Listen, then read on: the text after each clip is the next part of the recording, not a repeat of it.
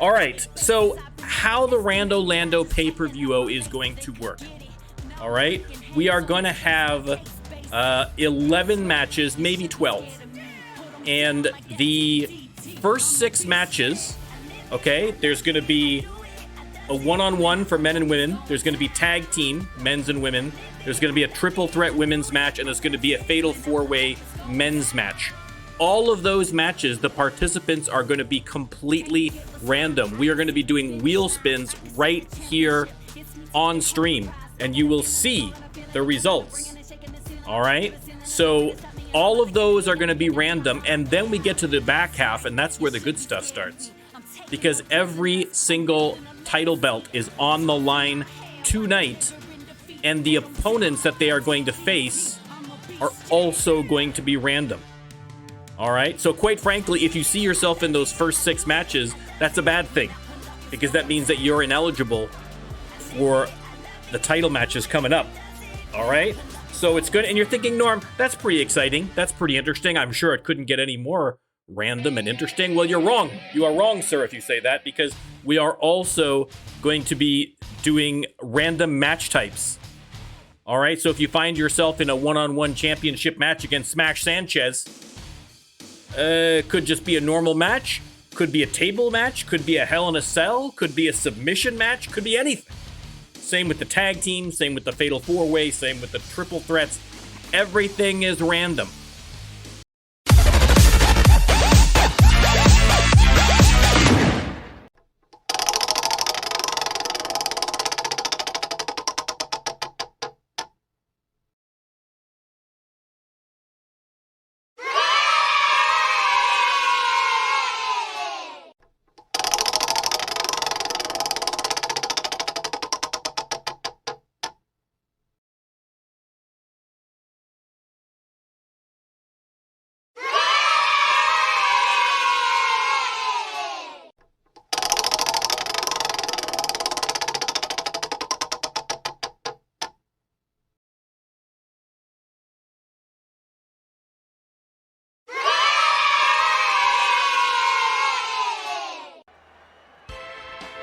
Here we are at the beautiful Rando Lando Arena, and out first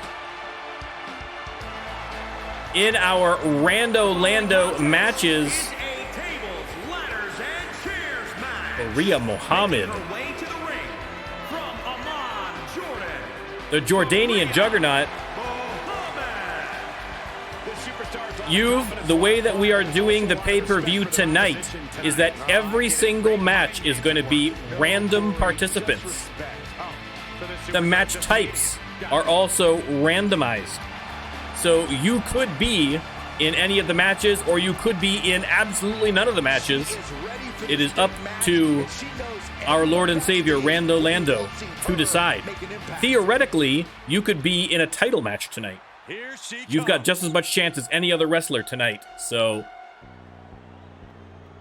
stick around. Next out, Silencio, the Spanish assassin.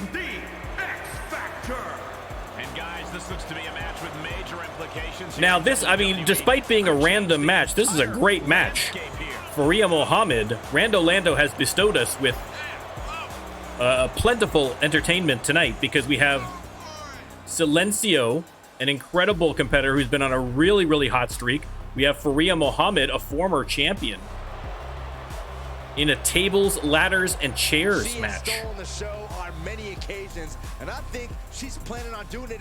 All right, let's start the predictions. We're going to get this pay-per-view off right by actually remembering to do things. Here we have our TLC match. That means that tables... The prediction is up. Let me know who you think is going to win. The Jordanian Juggernaut or the Spanish Assassin. Faria Muhammad after an early lead, but Silencio sneaks up from behind. Silencio pounding away there. And missed on the standing moonsault. Faria Muhammad showing that veteran presence. Heading out to the ring. Looks like she was going to go for that ladder, but Silencio follows her right out, and then boom!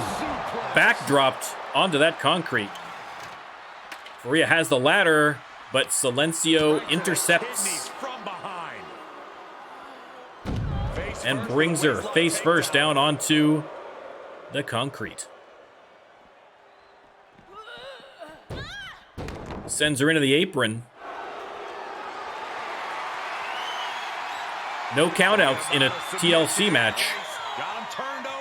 No submissions either. Certainly not outside the ring anyway. She grabs the ankle and does it. But Faria Muhammad able to power her way out of that submission hold. Obviously, strength versus speed in this matchup. Although, look at that.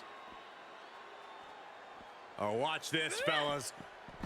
Oh, rams her. Back first into the barricade.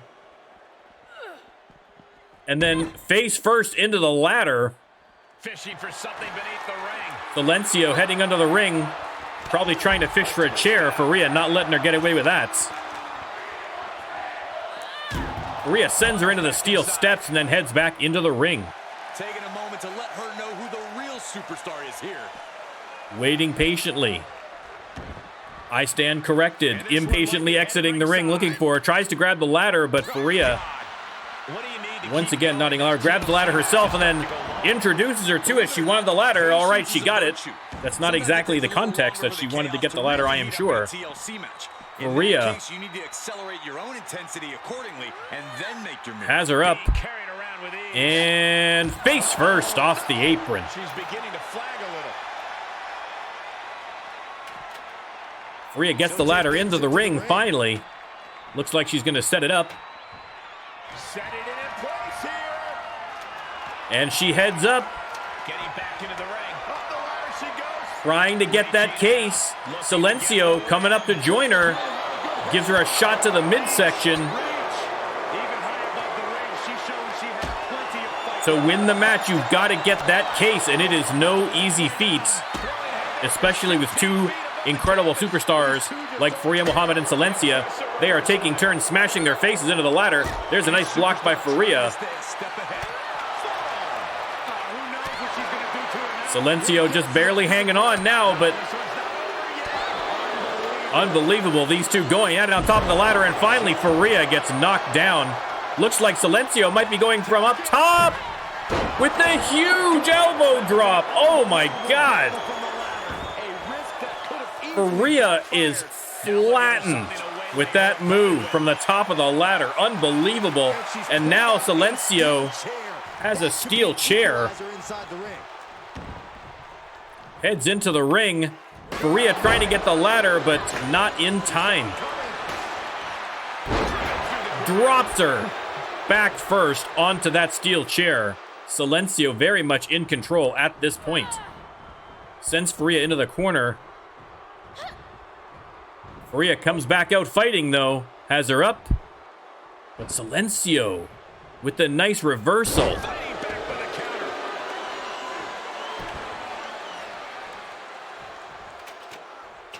Silencio sets the ladder up, taking advantage while Faria is on the ground to scamper up that ladder and maybe start working away on getting that case loosened up. But Faria immediately on her.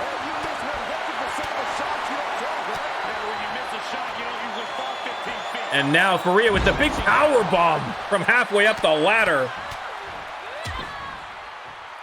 Faria and the crowd both pumped up. And now Faria up the ladder. Uh-oh, looks like she has no interest in the case either. Returns the favor with a big elbow from the top of the ladder herself. And now Faria, uh-oh, we know what this is. One backbreaker.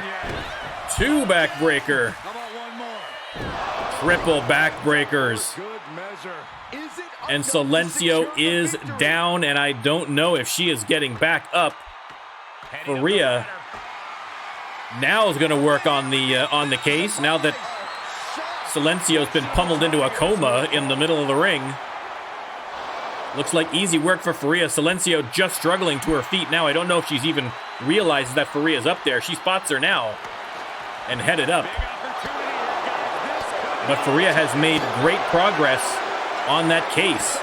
But Silencio hammering away and sends her down to the mat again. And now Silencio is going to try and finish the job here on this case. She's making quick work. Faria is still out for the count. Faria getting up now. She has got to hurry because Silencio has almost got this case done. This could very well be it. Faria fighting back now. Couple of shots to the midsection, but Silencio fighting back. Neither one of these women wanting to lose this match. A win to open the pay-per-view is a feather in the cap of any superstar.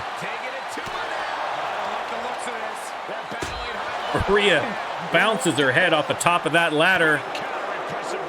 But a counter by Silencio. Uh-oh, this doesn't look good.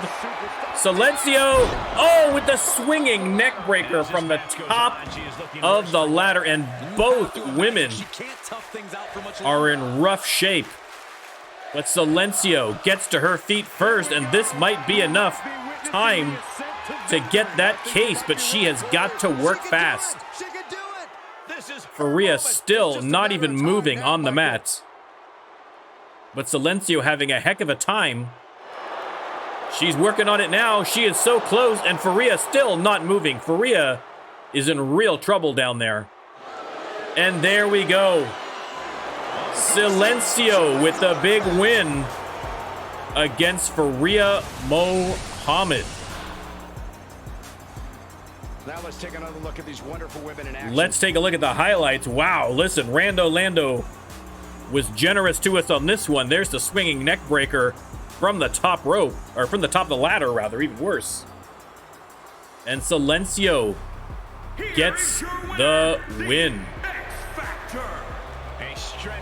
Letting the crowd know, the crowd giving her a chorus of boos. What a match. Absolutely.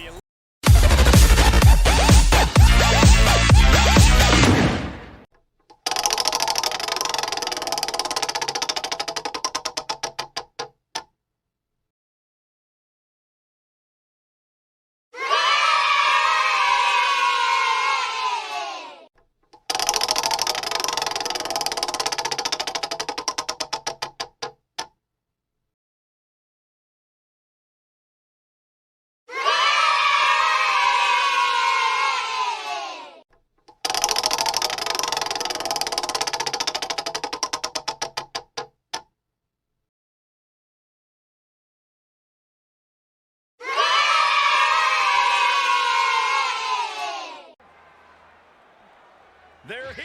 Tag team action, compliments of Rando Lando. Out first. Undefeated as a tag team. Maz of Oz and the Sharknado. It's the Wild Ones. The following contest is scheduled for one fall on the way to the ring.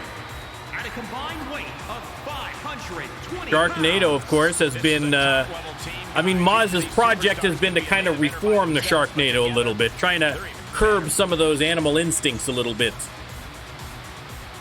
The fans have responded positively.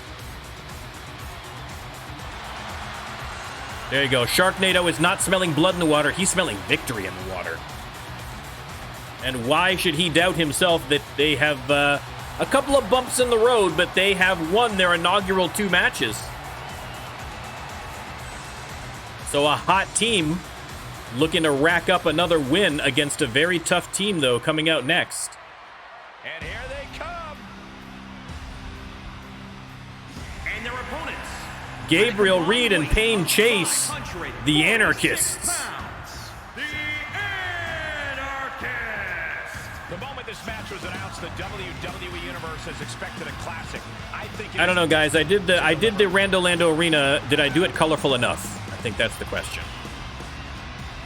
Did I not go far enough? Tough to say. Tough to say. We'll see for next year's Rando Lando. If I can make it even more garish, we shall try. Gabriel Reed and Payne Chase. Both very strong, powerful competitors.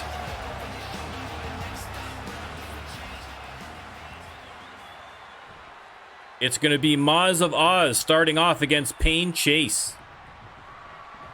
Tag team action underway. Truly one of the hallmarks of sports entertainment. Huge leg kick there by Pain Chase, and then a quick tag to Gabriel Reed. I mean, I like quick tags, but that might be a little much. He's got him here. Gabriel Reed has him up in a big sidewalk slam. Wow. They lock up again. Gabriel Reed looks like it might be one more time, but no. Went to the well too many times. Moz caught him that time. And he has turned the tables on Gabriel Reed. But Gabriel Reed... There's a reversal by Gabriel Reed fighting his way back. And again, another reversal from Moz of Oz. Moz of Oz, of course, a great technical wrestler, submission specialist. And he tags in Sharknado.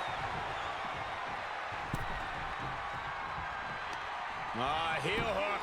Sharknado twisting that foot right off his leg. Oh, that's so painful. It's hard to watch, too.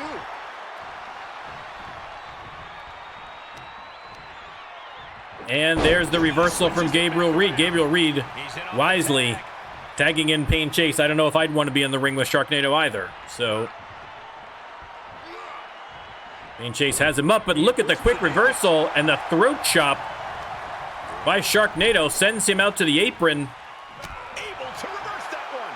But Pain Chase caught him. Sharknado just threw him up in the air and let him fall. And now pounding away on his forehead. I mean, not the most technical of moves, but it was effective. And then, pow, discus punch. Once Sharknado gets spinning, things get dangerous. But he tags in Moz of Oz. They lock up. Pain Chase sends Moz into the corner.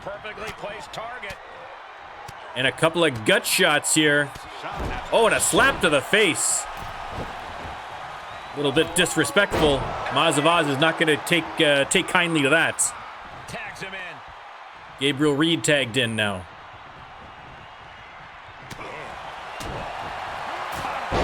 And a huge combo there.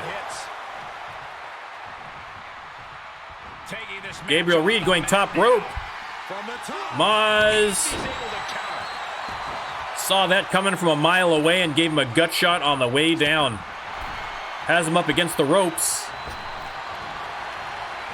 Sends him to the outside. Uh-oh, we've seen Moz. We've seen that look at Moz's eyes before. Thinking about it, gonna do it. He's going for it. Off the ropes. Suicide dive.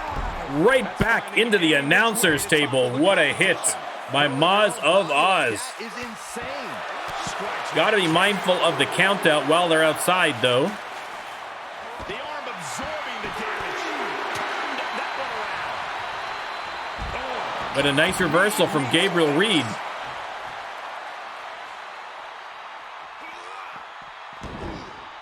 Tosses Moz aside and then heads back into the ring. Moz getting up now. He's got to get back in, but he's just having a little argument with one of the fans there in the front row.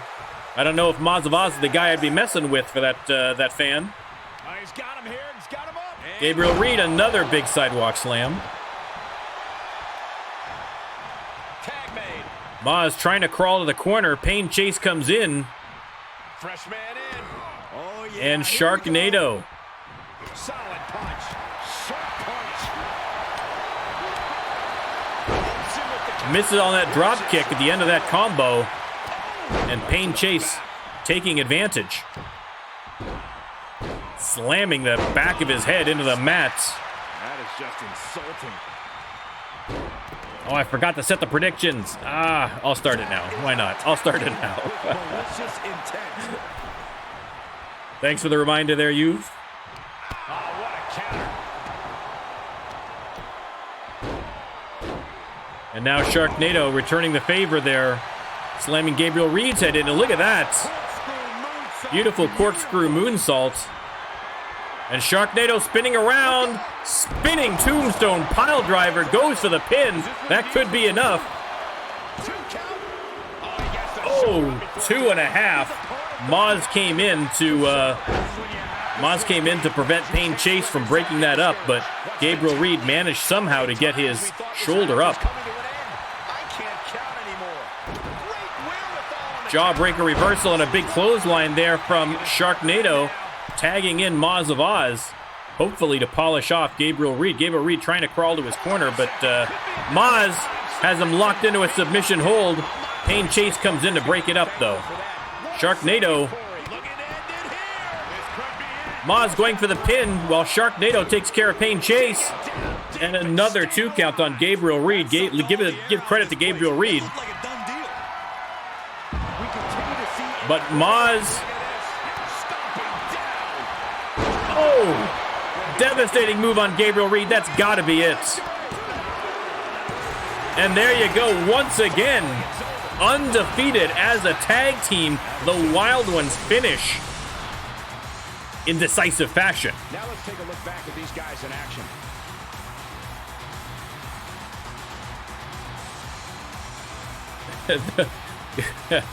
If you want, okay, we're gonna end submissions there. I realized that the poll was still going while the match ended. So some free points for a couple of people there, I'm sure. But there are your winners. Sharknado and Moz of Oz. Now, that may not be the last that we see of Shark and Moz, because they are both in that pool in the singles competition. We could see them later on in singles. But what a match.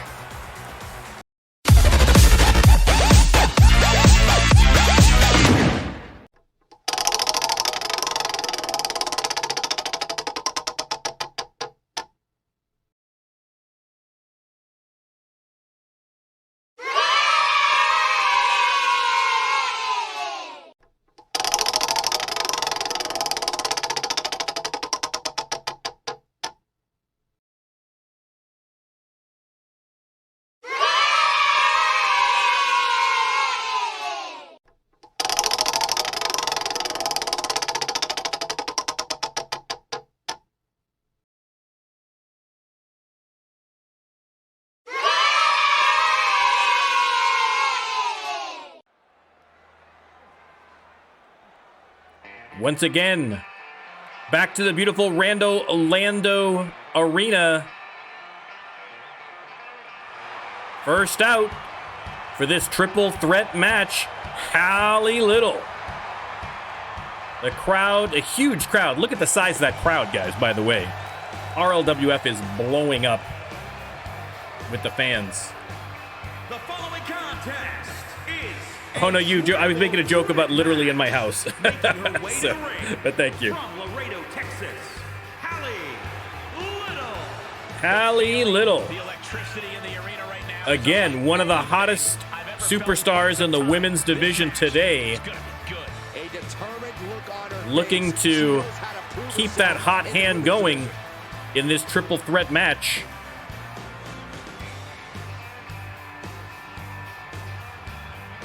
Used to work it over open skies.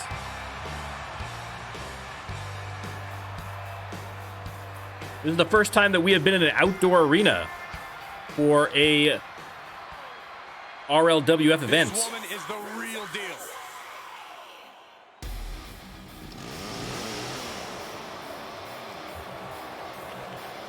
And next out, the Butcher From the wasteland, with the chainsaw. Butcher. I don't know if there's a more fearless competitor in all of WWE than this one. Swinging it wildly. I bet the fans are happy for that strong metal grating there. Unfortunately, head level is not protected. That guy who was mouthing off the Moz of Oz better earlier in the evening better keep his mouth shut with the Butcher. A woman meant for the highlight reel. She plans on even more excitement tonight. You might see on some of the screens in the background it says Fastlane. Don't worry, that's just one of the sponsors. There you go. See, it's an energy drink. It's an energy drink. No relation to anything else except it's an energy drink that is a longtime sponsor of the RLWF. This woman is ready to fight. And finally, Evelyn Precious. And from Beverly Hills, California, Evelyn Precious. Everyone else might be fooled. Evelyn Precious, the devil in Prada herself. There's a dirty player in there. Unfortunately, no you, but that would be a great, option. I was in another eFed where they had they'd made their own kind of like commercials that they would slip in between, or put ads up and so forth. One of which is for Gowron's Real Estate from Star Trek, which is a glory to you and your house, which is amazing. So we might do that at some point. Just because it was fun. All right. Evelyn Precious, The Butcher, Hallie Little. Let's go. The Butcher and Hallie Little go at it right away. And Hallie with the big headbutt on The Butcher. Evelyn Precious grandstanding again, and Hallie caught her. The Butcher with a nice reversal. Evelyn Precious taking on The Butcher. There's no friends in this match. Back. Oh. Evelyn Precious cleaning house right now. Big suplex. Evelyn Precious taunting Hallie Little, and then locks up with The Butcher. Nice reversal from The Butcher to slip out of that one. There she goes. Oh, prediction. Damn it. Yes, you're right. Yep, prediction. Like I said, there is too much going on. Too much going on this stream. So thank you, everyone, for keeping me on track.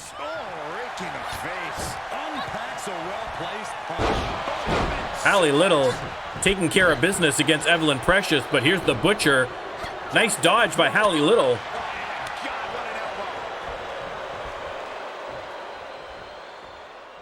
The Butcher now has her. Oh, maybe she doesn't. Has her up and over for the suplex. Evelyn Precious sneaks up from behind. But a nice reversal by The Butcher. The Butcher with a big boot. Misses on the leg drop, though. Hallie Little tosses her, grabs her by that pink bouffant, and hurls her across the ring. The Butcher doing very well for herself so far in this match, but really all three competitors have had their moment to shine. No one seems to be able to edge out any kind of a lead here.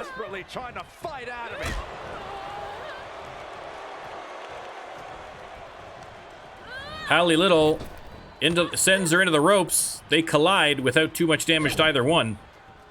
Nice dodge there from Evelyn Precious. Swinging neck breaker. The Butcher comes in. Dodges that slap by Evelyn Precious and gets dropped off the top rope for her trouble. Hallie Little not paying attention, and The Butcher takes advantage. Has her up and down on that knee. Oh, so painful. So painful. Series of elbows looking to create separation. She does so. The Butcher once again with the reversal. Up and over for Evelyn Precious. Trying to center her up. She could pin her opponent right here. Goes for the pin. Hallie Little not really paying attention, but caught her this time. Hallie Little famously lost a triple threat match before to The Butcher because she didn't see the pin because she was doing a handstand dance. So Hallie Little hopefully has learned her lesson, is paying a little more attention this time.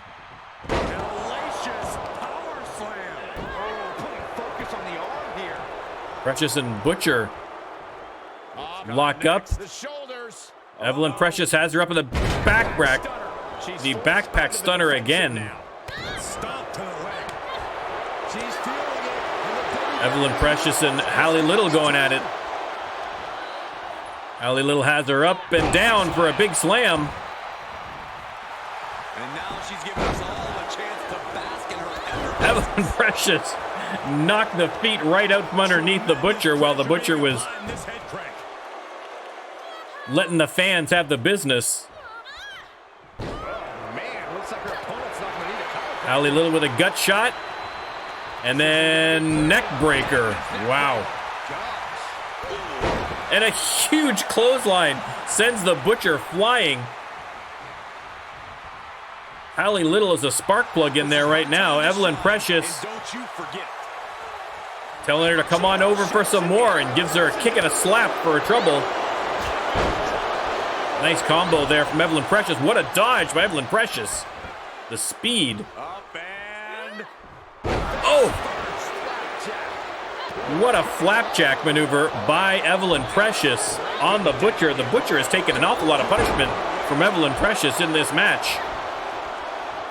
Allie Little Pick the leg.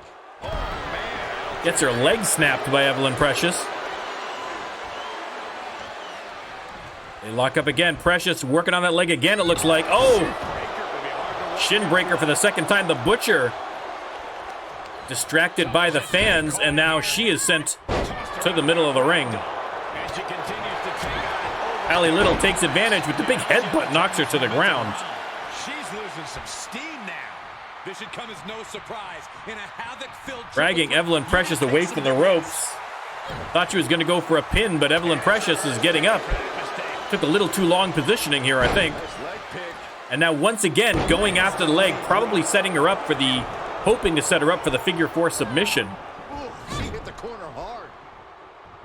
But now she's getting the tar beat out of her by the Butcher in the corner right now. The Butcher stomping away. Goes for the pin. Allie Little is right there to break it up, though. And now the Butcher gonna make her pay for that one. Oh!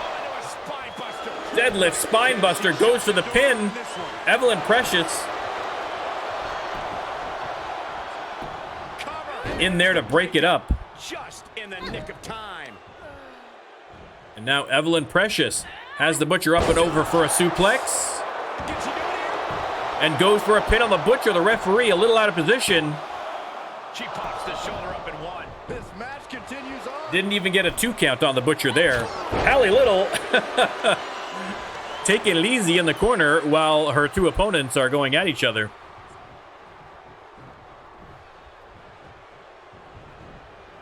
Intercedes now. Series of elbows looking to create separation. She does so. As mentioned, all 3 women in this match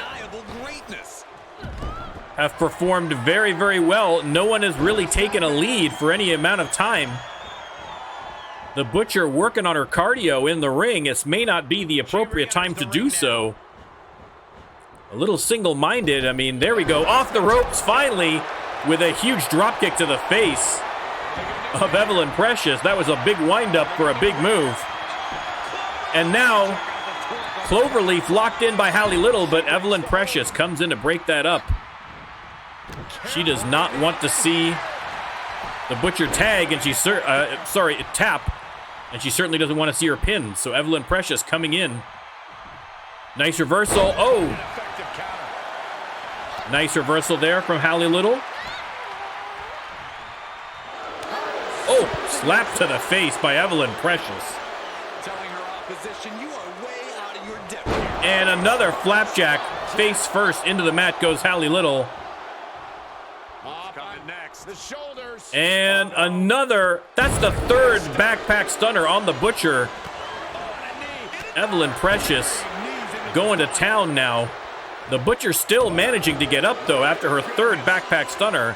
I don't know where she has the energy or the intestinal fortitude to continue. But give her credit. Float over DDT. And a quick roll-up. Evelyn Precious wasn't paying attention. Oh, I thought it might have been a 3 count for Allie Little on a sneaky little move there. While Evelyn Precious was concentrating on the Butcher. The Butcher showing off the gun show there, and it's pretty impressive. Locks up with Evelyn Precious, and looks like she might be showing the gun show a little bit more personally than she wanted to. by slamming her to the mat and pounding her in the face. Oh, yeah, she's saying, let's go, bring it. Hallie Little waiting in the corner, and the Butcher only too happy to oblige, working on that leg that Evelyn Precious has also been attacking all evening. You can see her limping there. There's a snapmare. Butcher off the ropes. And a basement drop kick straight to the chops. And now she's going after Evelyn Precious. Evelyn Precious into the ropes, but not out. Oh, the overhand chop. And now just yanking on her leg. Hallie Little getting the crowd pumped up. They are definitely behind her in this match. There's something special between these competitors, but they are taking things over their own limits. And oh, another big power maneuver from the Butcher. Goes to the pin. Hallie Little right there again to break it up. Swinging neck breaker by Hallie Little. Oh, what a maneuver by Hallie Little, showing off that agility. Goes to the pin. Evelyn Precious immediately there for the breakup.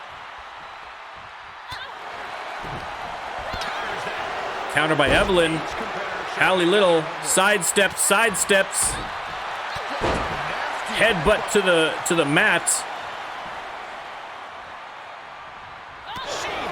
And another reversal by Evelyn Precious. This is unbelievable, this match. The Butcher locks up with Evelyn Precious. Evelyn Precious has her up. And down. Another flapjack. I mean, how many finishers can one woman eat? Now she's got the figure 4 locked in, but Hallie Little is right there to break it up before the Butcher can tap. She got the shoulders down. Goes to the pin, and once again, Hallie Little is not going to let her get away with that. That's teamwork. You have to basically beat both of your opponents so badly that one can't stop you from pinning the other. No easy feat with superstars of this caliber. She avoids the attack completely. They lock up. Hallie Little sends her into the corner. What's she going to do? Couple of elbows to the face. And heading up to the top rope. Misses on the first. Nails her on the second. Goes to the pin. But the Butcher is literally right behind her. And the Butcher tossing her into the corner. Butcher trying to reposition us, getting crowded with all these people on the mat. And the Butcher tried to go for something, but another quick roll-up by Hallie Little. Oh, only got the 2 count. That's the second of those that Hallie Little has tried to pull off. And a big boot to the face by the Butcher. And now the Butcher looks like she's trying to roll her over into a submission. I don't think Evelyn Precious is going to allow that. There's a rope break anyhow.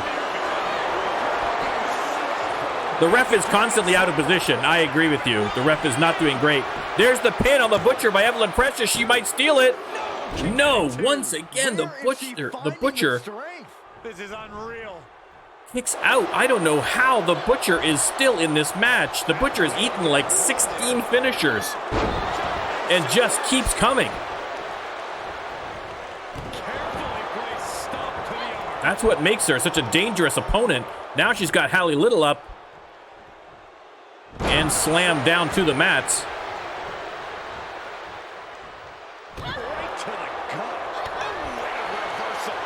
Hallie Little with the reversal. Sends the Butcher to the outside. Evelyn Precious not paying attention. Hallie Little. Oh, inverted DDT. Senton there. The Butcher back in. Hallie Little only too happy to greet her with another neck breaker. Stomping now on the arm. I don't know what it's going to take. I don't know what it is going to take for one of these ladies to come out victorious. Evelyn Precious slamming the knee down. Again, she's been working on that leg all match. No doubt dying to get that figure 4 on Hallie Little. But is she going to get the opportunity? The Butcher, an absolute animal in there tonight.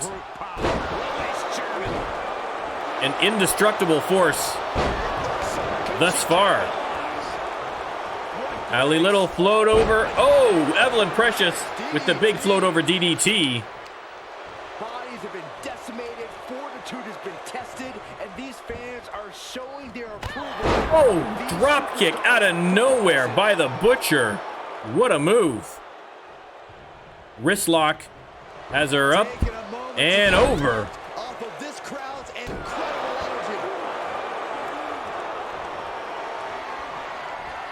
energy. Once again. Oh! A spine buster. There's the cover. Evelyn Precious getting to her feet, but once again, the referee out of position. I think you're correct, You've. I think the referee... I know it's a little hectic with 3 competitors in there, but the referee's got to get her positioning better. The Butcher showing off the guns one more time. Big leg drop on Evelyn Precious and stomping away. And now going after Hallie Little. She has both of her opponents down, but can she get the pin? Not if Hallie Little has anything to do with it. Boom! Goes for the pin, but Evelyn Precious is getting up now. Is able to break it up. In the nick of time. Sit out slam. Man, this place is jumping. Once again, this is the difficulty of a triple threat match. It's not enough to beat one of your opponents. You've got to beat 2. Evelyn Precious now. Uh-oh. Oh! Butterfly suplex with authority. Repositioning her, but I don't think a pin is going to work. Hallie Little is right there. Hallie Little got there before the referee did. Almost shoved the referee out of the way to get in there to break that one up. But Evelyn Precious... Oh, she got reversed by Hallie Little. Hallie Little, huge clothesline. And now the Butcher has her up, and boom! Slammed her almost through the mat with authority. And now the Butcher after Evelyn Precious. Slammed to the mat as well. Pounding away. I mean, the resiliency of these ladies is undisputable. Big clothesline. What are they going to do here? Hallie Little locks in the cloverleaf, going for the submission. Evelyn Precious is there before the Butcher can tap. Looks like Hallie Little's going to go for the pin. Evelyn Precious not paying attention. She might pay for it. And there you go. Evelyn Precious not paying attention. And your winner once again. I mean, the toughest woman in Texas, Hallie Little. Unstoppable. Credit to all 3 for an amazing match. But Hallie Little, Evelyn Precious fell victim to the same problem that Hallie Little had in the last triple threat. Hallie Little learned from her mistakes. Evelyn Precious obviously did not watch the game film on this one.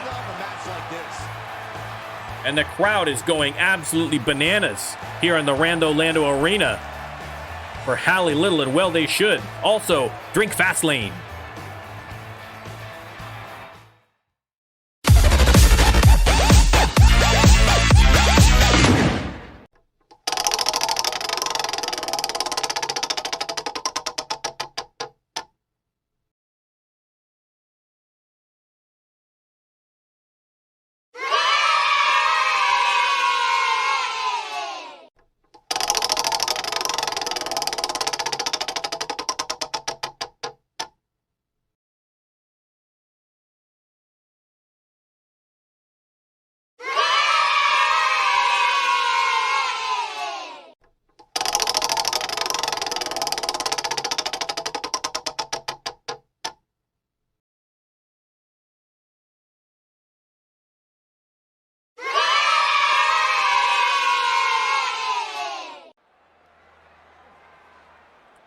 Up next, from the Rando Lando Arena, compliments of your Lord and Savior Rando Lando. in his random goodness. The following contest Matt Windham, the All-American. is a tables match. Making his way to the ring from Fort Wayne, Indiana, weighing in at 295 pounds, the All-American Matt Windham. Matt Windham making his way to the ring. Looking to steal the show and capture the You can see the tables set up on the outside. A competitor who always has his game face on, ready for a major battle. The crowd love America, and they love Matt Windham. Going nuts for him there. And coming out next, his opponent as chosen by random spin of the wheel. We've got a microcosm of the Revolutionary War. America versus Britain. I guess England at the time. I don't know if it was really Britain at the time. Oh, it was. Yeah, it was. I don't know history. But I do know that the Jester is not a superstar to be underestimated. He is a master of controlling momentum and not allowing you His opponent from to get the upper hand. weighing in at 290 pounds. But will that be enough against the raw strength and power of the All-American Matt Windham? We shall see. Matt Windham possibly inspired by all of the stars in the arena tonight. Hopefully that might give him a little bit of an edge. We shall see. The Jester, once again, acknowledging the crowd, oblivious to the fact that they're booing him, apparently.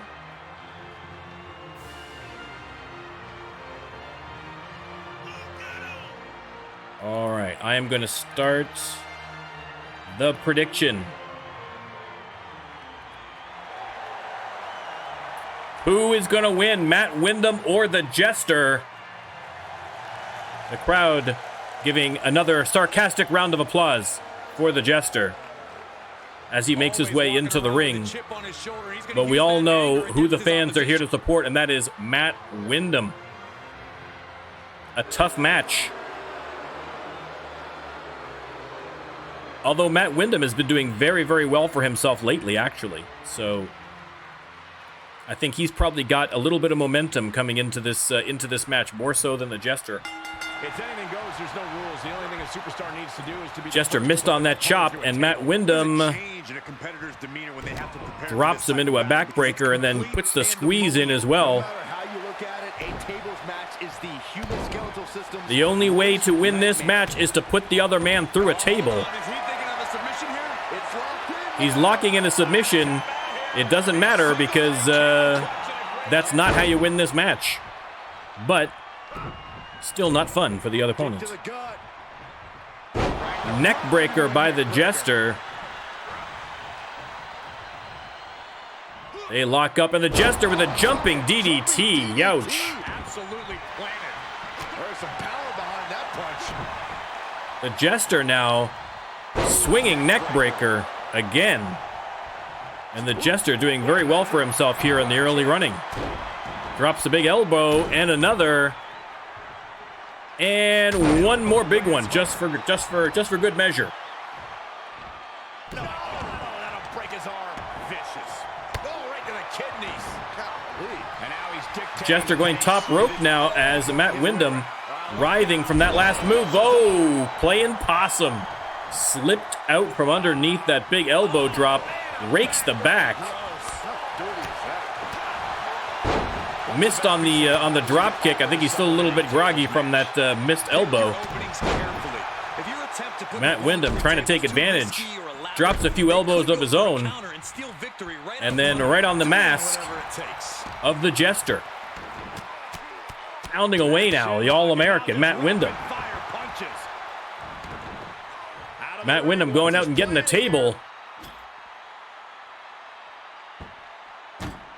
He climbs into the ring. We'll see who's going to get put through it first. Perhaps thinking about what to do next here. Well-placed elbows. Look at The Jester again, though, Stalling the momentum with a timely reversal. Nailed him with that drop kick, and now he's going out to get the other table, I think. Nope, changed his mind. Unpredictable, the Jester. Looks like he's going to set up the table. Oh, he's going to prop it up in the corner there. It's anyone's game at this point. All they got to do is to throw it into that table, and it is over. Matt Windham has him up and down with the big suplex. Drops him face first onto the knee. The Jester again with the reversal. Has him up and over. Wow, what a move.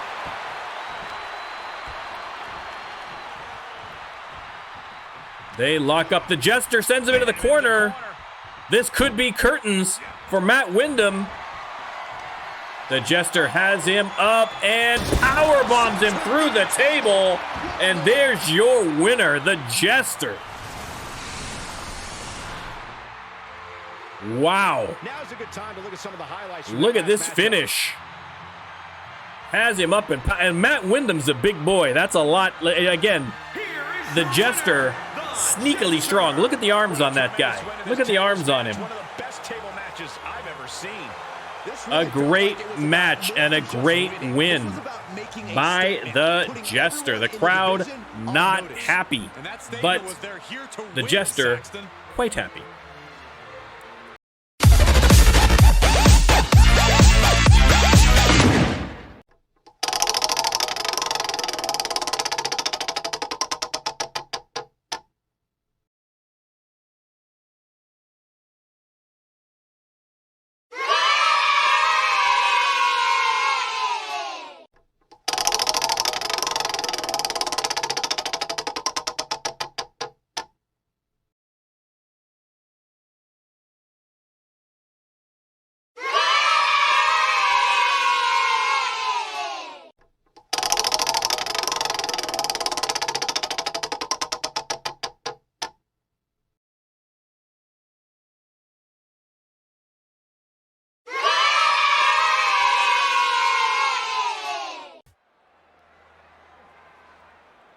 You can see the Hell in a Cell cage above the ring.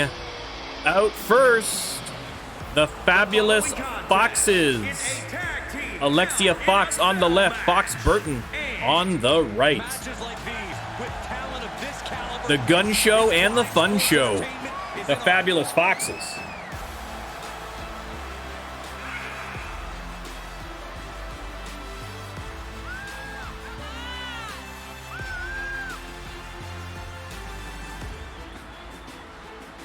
Listen, how these ladies, they're an excellent tag team. They have seen a lot of success in the RLWF, but we're in new territory now with a Tornado Tag Hell in the Cell match. Compliments of the random wheel spins of our Lord and Savior, Rando Lando. He has blessed us with an amazing match, and I, for one, cannot wait to see how it turns out.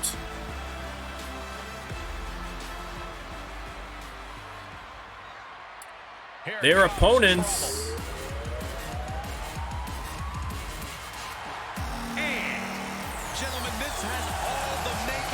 color coordinated with the event itself. It's Jeannie Gorgeous and Beautiful Becca, the Stunners.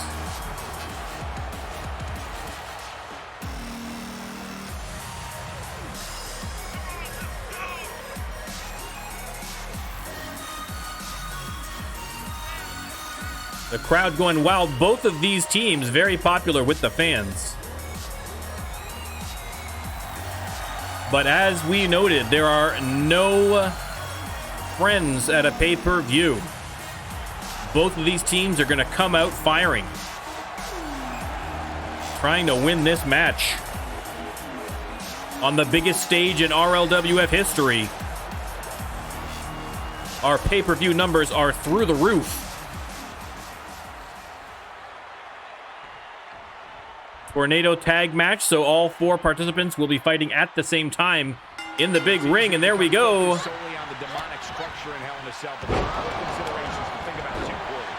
Going for a quick pin right off the bat is beautiful Becca. Got a 2 count somehow. That's amazing. Still as determined as ever.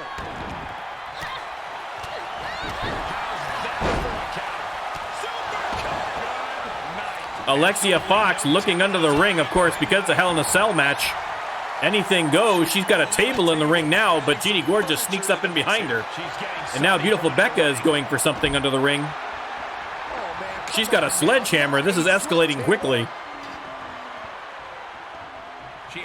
Thank you once again for the reminder. You've Charmer. I didn't even set this one up. Hang on. Bear with me, everyone. No one win the match while I'm doing this. Sequence of reversals there. Taking it to the floor. What's she gonna do? Prediction is live. No count out as she takes this. All 4 participants out of the ring now. Oh, I spoke too soon. Fox Burton hopped back in, and so beautiful Becca is after her. Ooh, she just turned it around. Oh. Fox Burton drops beautiful Becca. Alexia with a series of drop kicks on Jeannie Gorgeous.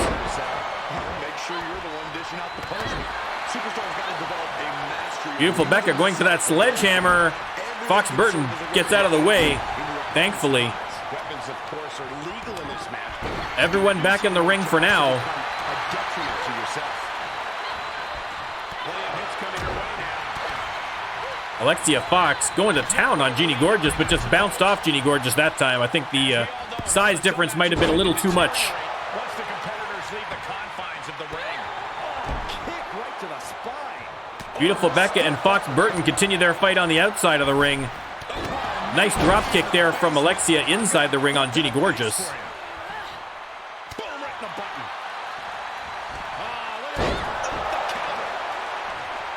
Fox Burton sends her to the ground.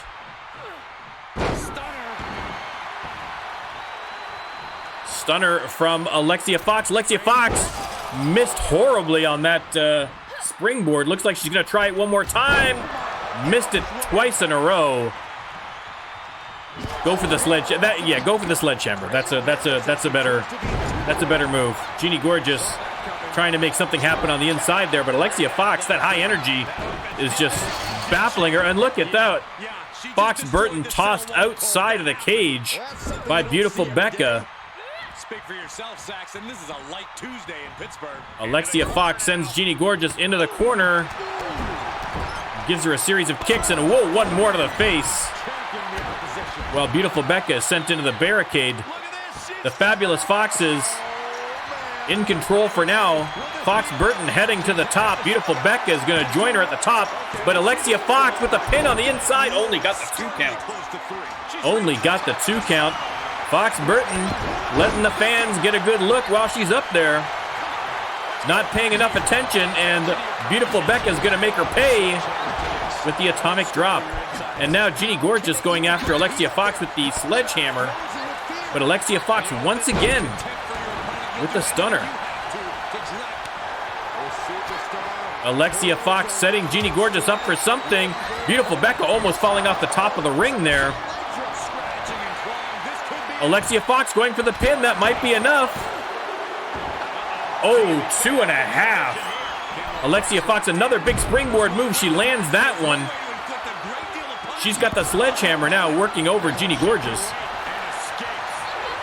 Well, beautiful Becca and Fox Burton continue to fight on top of that ring. She returns the favor there. Knew what was coming there. Oh, that panel above is looking pretty precarious. Look at that panel. That is almost through. They're on it right now. This could be trouble. Fox Burton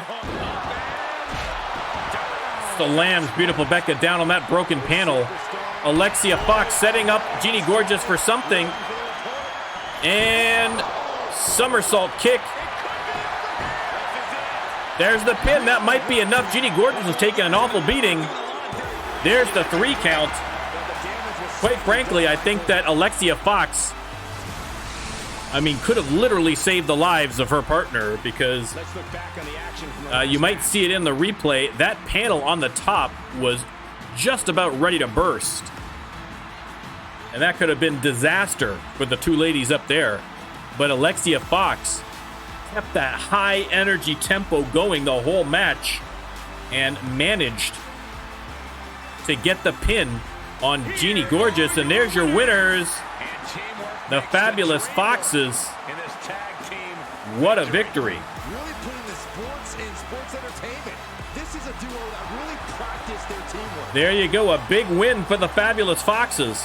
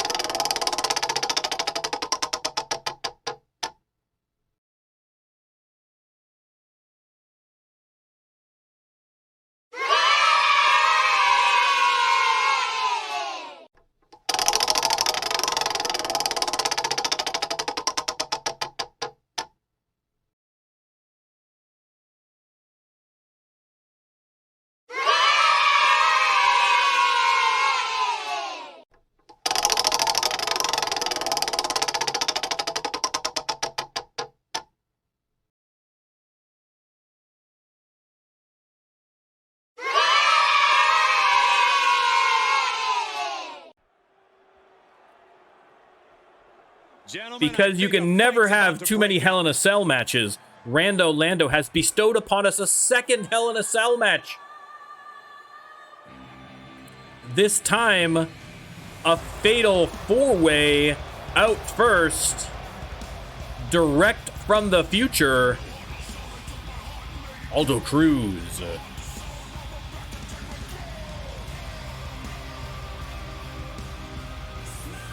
The following contest is a fatal four-way Hell in a Cell match. Making his way to the ring from the future, weighing in at 262 pounds, the future, Aldo Cruz. Aldo Cruz. What's not to love about this athlete? Time travel at its best or at its worst, depending on your opinion of Aldo Cruz. You can't really tell, but I think they kind of enjoy hurting others. Hair so curly, it's at least 3 centuries in the future. At least. At least. That's a technology that mankind was not meant to discover, as far as I'm concerned. But here he is, and ready to go in this Hell in a Cell match.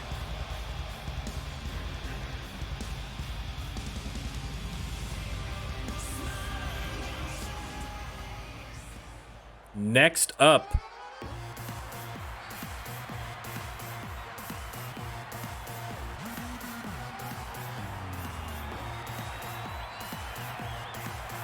here he comes. Get your cameras ready.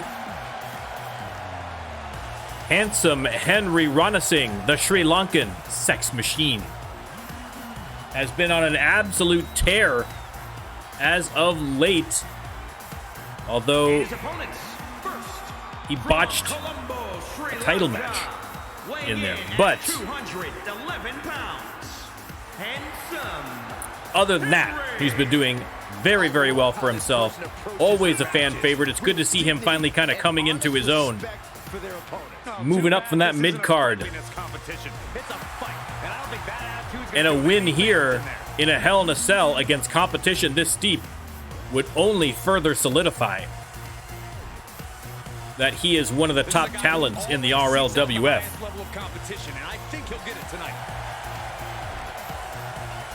Fans going crazy as usual.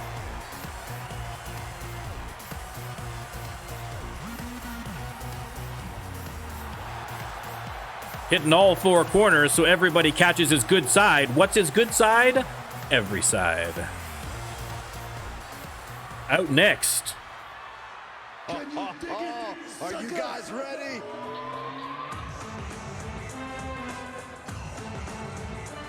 Here he comes. It's Elijah George. Georgia, weighing in at 265 pounds, Elijah George, the man who has picked off all the top talent in the men's division, yet cannot for the life of him get a belt around his waist. The frustration has got to be growing, but you'd never know it on the outside. Cool as a cucumber.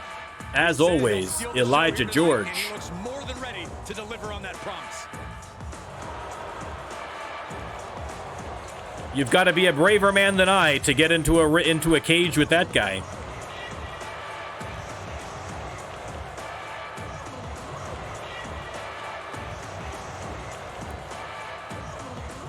And next we will have our final competitor in this fatal four-way Hell in a Cell match. Compliments of Rando Lando and the Wheel of Destiny. There he is. And from Melbourne, Australia, weighing in at 240. For obvious reasons, the Python is going to be left on the outside of the cage. I think the Hell in a Cell cage is dangerous enough. We don't need to add a Python to the mix. Wow, a goody two-shoes and a liar. What a terrible person. Maz making his way around the ring. Sizing up the competition, deposits the Python. Again, that Python will be moved before the cage is lowered. Do not worry. Physical condition of his life. He knows what it takes to reach the top here in WWE.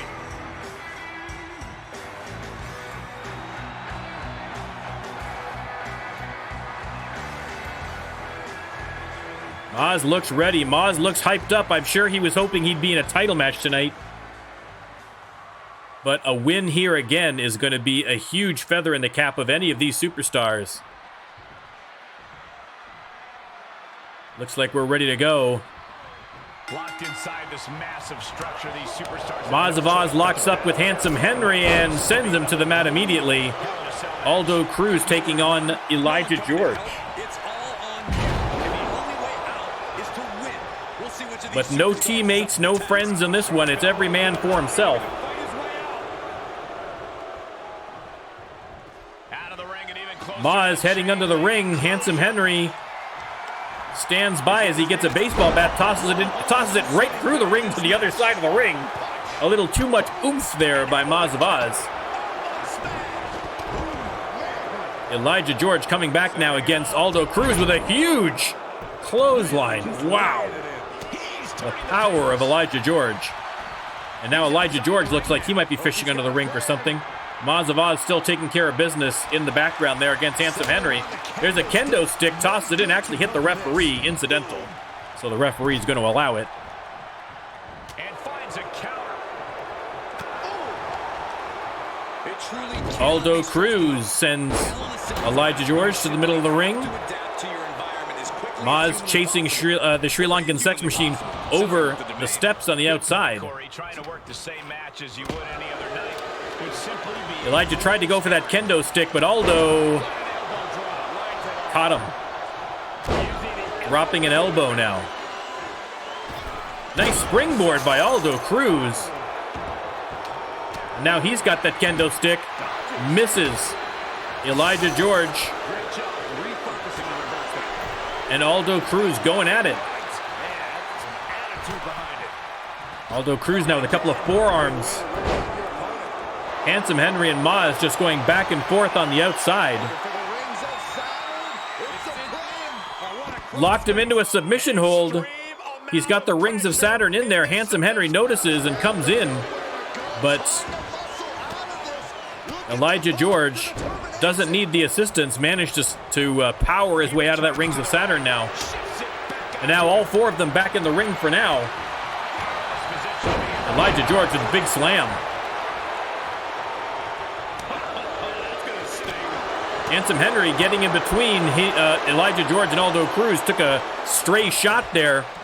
Now Handsome Henry cracking Maz of Oz over the head with that kendo stick. Maz trying to fight back for his life here. And a running bulldog as Elijah George going to town on Aldo Cruz. Handsome Henry split open, I think, there by Maz of Oz. Maz goes mid-rope and takes advantage with a double axe handle to the top of the head. Maz split him open in that forehead and now focusing exclusively on that forehead. 1000 IQ play. There's the Dude Buster by Aldo Cruz on Elijah George.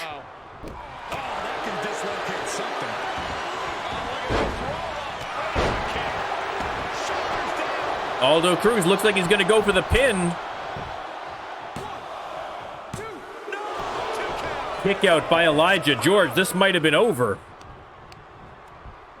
There is a blood setting in you. They are bleeding. If you take a look at Handsome Henry, if they show a close-up, he'll be bleeding from his forehead. And now locks in the Rings of Saturn again is Aldo Cruz, but there's Handsome Henry to break that up. And now he is going after Aldo Cruz, but Aldo Cruz with the comeback. Maz trying to angle his way in here. All three of them in the ring. Elijah George still flattening his back in the background there. A little bit of chaos right now between the three of them. And now Elijah George is not going to make it any better.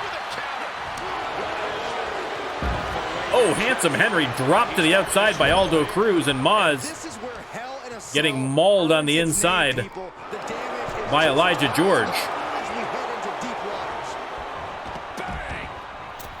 Elijah George with the roll-up opts not to go for the pin. Aldo Cruz rolled back into the ring. Maz of Oz trying to come back now against Elijah George, and there's a running bulldog. Handsome Henry going top rope on Aldo Cruz. Misses, but Maz of Oz is locked in the crocodile death roll. I don't think the other two competitors have noticed. If Elijah George taps, that's it. He taps. And there's your winner, Maz of Oz, but Aldo Cruz attacking Maz of Oz after the bell. Uncalled for, but typical of Aldo Cruz.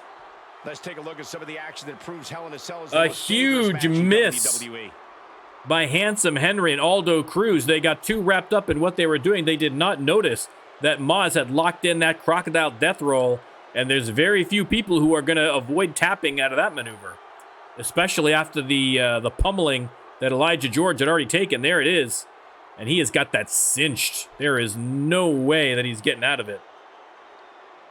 No way. I forgot to do the bets. I apologize. Here is your winner, Hunter.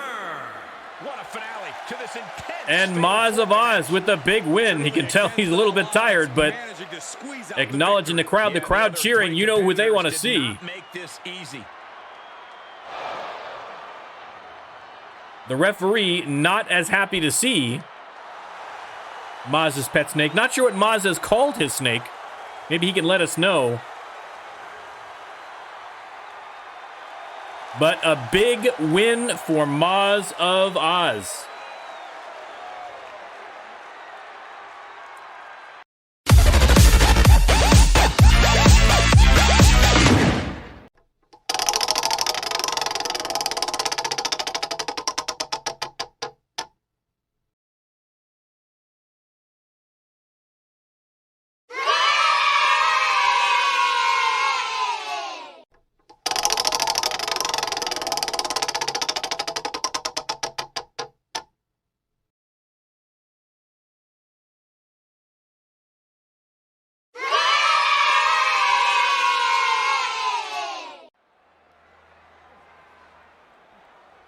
Here we go. Extreme Rules match. And Rando Lando has bestowed upon us a great boon by having Old School, who just lost the match, who just lost the belts a few days ago, have the chance to get it back immediately. immediately. Here we go, gentlemen. Huge title match coming up. And a huge opportunity for the champ to prove to everyone that there truly is none better in all of WWE right now. Old School did, quite frankly, a fairly terrible job as champions.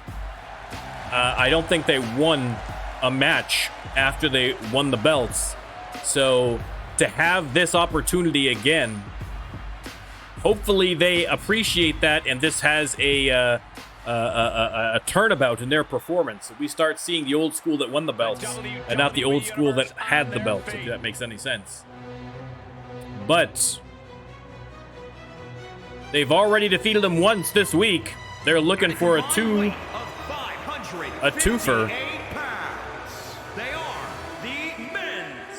Lord Philip Osborne and Lord Everett Albright, the Blue Bloods. The champ comes into his title defense incredibly confident, Corey. And with good reason, Cole. When you're the champ, you don't have to worry about winning. You just have to make sure you don't lose. The Blue Bloods, of course, the inaugural RLWF Men's Tag Team Champions. So they are our first two-time champions in the RLWF. They don't want to lose this right away. They just got these belts back. But it's an Extreme Rules match. There's obviously a lot of bad blood between these two teams, and that's only gotten worse over the last couple of days. So you can expect to see a couple of people getting hit in the head with some kind of an object. Just a prediction.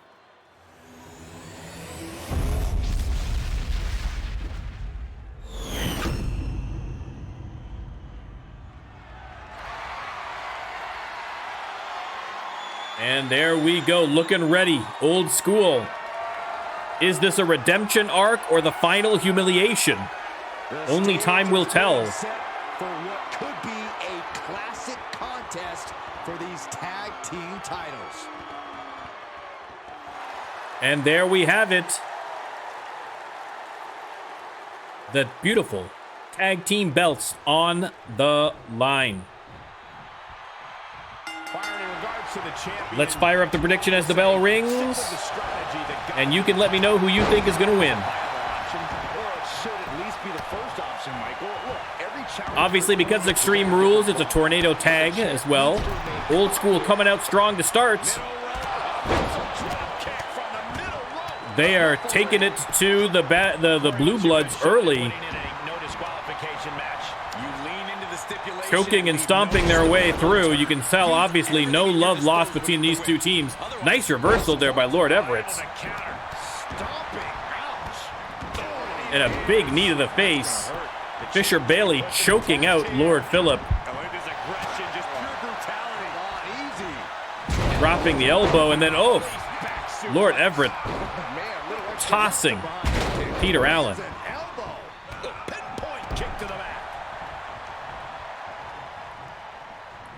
Fisher Bailey now sends Lord Philip to the apron. But a nice reversal there from Lord Philip. Oh!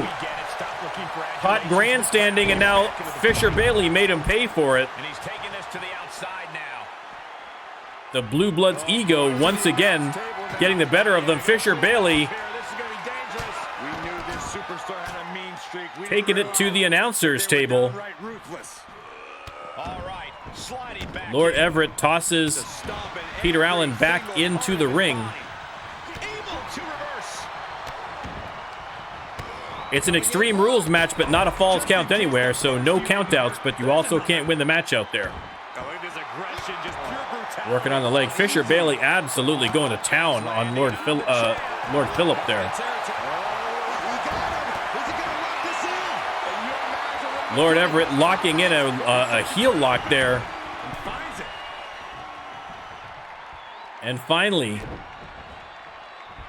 Lord Philip and Fisher Bailey in the ring.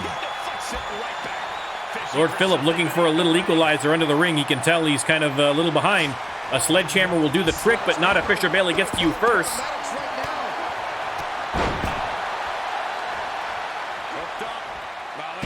Drops a huge elbow.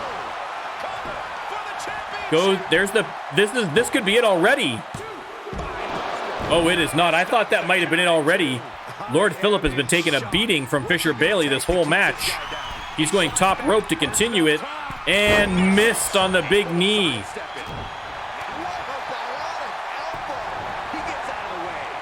But Fisher Bailey comes right back at it. Old School doing very well for themselves so far. Although Lord Everett, once again, jumping DDT by Fisher Bailey. And Lord Everett, at the last moment, is able to interfere there. Oh, Fisher Bailey attacking Lord Everett with the sledgehammer. And then a huge spine buster. Both the Blue Bloods down for the count right now. They switch dance partners.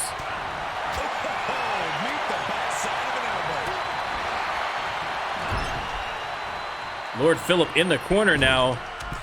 But Lord Everett takes Fisher Bailey for a spin. And Lord Everett locks in a submission hold, but that's broken up by Peter Allen. Lord Phillip out of nowhere, boom, with the air raid crash, but Lord Everett got a 2 count on Fisher Bailey, and now the Blue Bloods out of nowhere taking control. Big knee from the top rope. Another pin, but Fisher Bailey is right there on Lord Phillip, and then boom, atomic drop.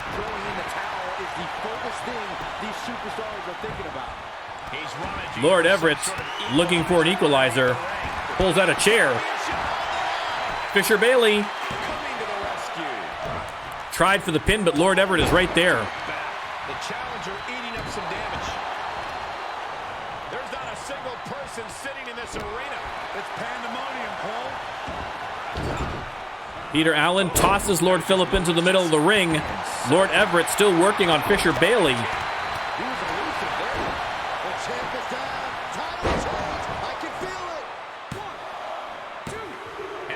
Oh, only got the 2 count. Only the 2 count. They were almost got those belts back, but Peter Allen setting up Lord Phillip for something, and a huge kick. Goes for the pin. Lord Everett can't do anything because Fisher Bailey is hammering him with a chair, and still only got the 2 count. How did Lord Phillip kick out of that? Unbelievable. Unbelievable. Lord Everett trying to come back and have something going. Lord Phillip getting his butt handed to him the whole match. Lord Everett now locks in the submission hold, but Peter Allen there for the save. And now Lord Everett going for the pin. Once again, Peter Allen there for the save. Lord Everett, big sidewalk slam, almost dropped it right on his partner there. Lord Phillip picks up the sledgehammer, decides not to. Going after Fisher Bailey now. And now it's the Blue Bloods taking control. The champs desperately trying to hold on to those belts, and Old School desperately trying to get them back.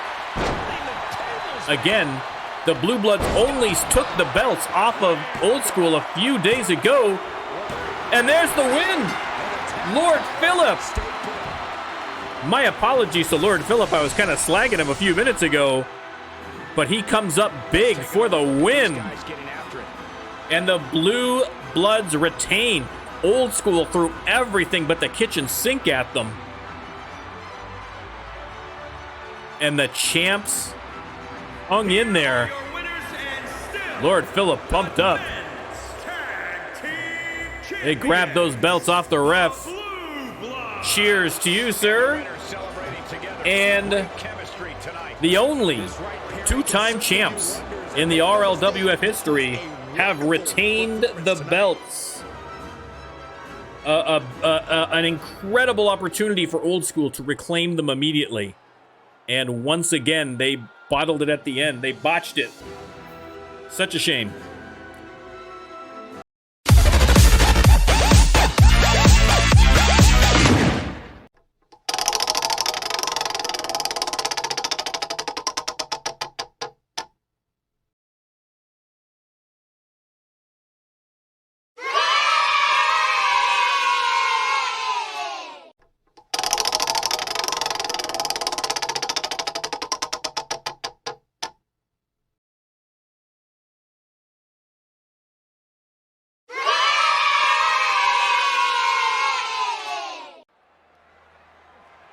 Next up on the Rando Lando pay-per-view, A last woman standing match. last woman standing. The Women's Championship.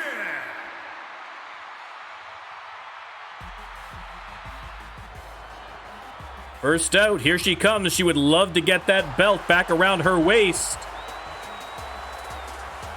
Here she is, the A to the L, Amber Leon.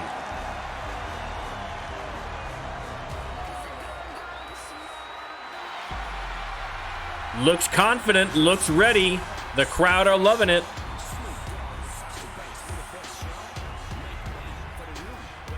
A last man or last woman standing match. This is a big-time opportunity, Byron, as the title will be on the line here. You're right, Michael, and judging from the response on social media... A couple of boos from the crowd there I could hear in the background. Obviously, Sonya Gray, a very popular champion as well, so the crowd's a little bit split. A little bit split on this one, I think. This is a divisive match when it comes to the fans, but both of these superstars at the top of their game.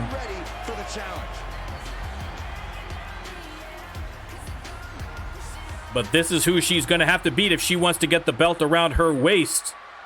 The KO Queen. The Princess of Punch. Sonya Gray.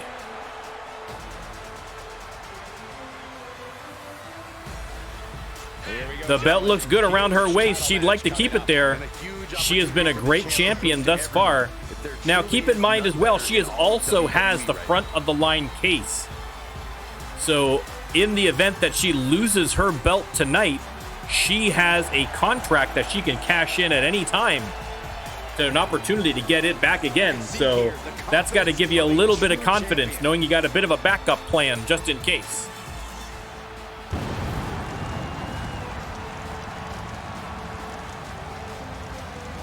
But Sonya Gray, as always, focused, ready to take on all comers. And that's what's up for grabs, the beautiful RLWF Women's Championship. Introducing the challenger from Rio Linda, California, Amber Leon. And introducing the champion from Charleston, South Carolina, she's the Women's Champion, Sonya Gray. Let's start the prediction. You can let me know who you think is going to win this one. I'm glad I don't have to pick. Intensity on the face of the champion. Challenger in the corner, looking more determined than I've ever seen. Referee takes the belt, lets the fans see. Lets Amber see first, of course. I don't know why they do that. I'm pretty sure that Amber isn't thinking that it's a fake belt, but, you know, tradition.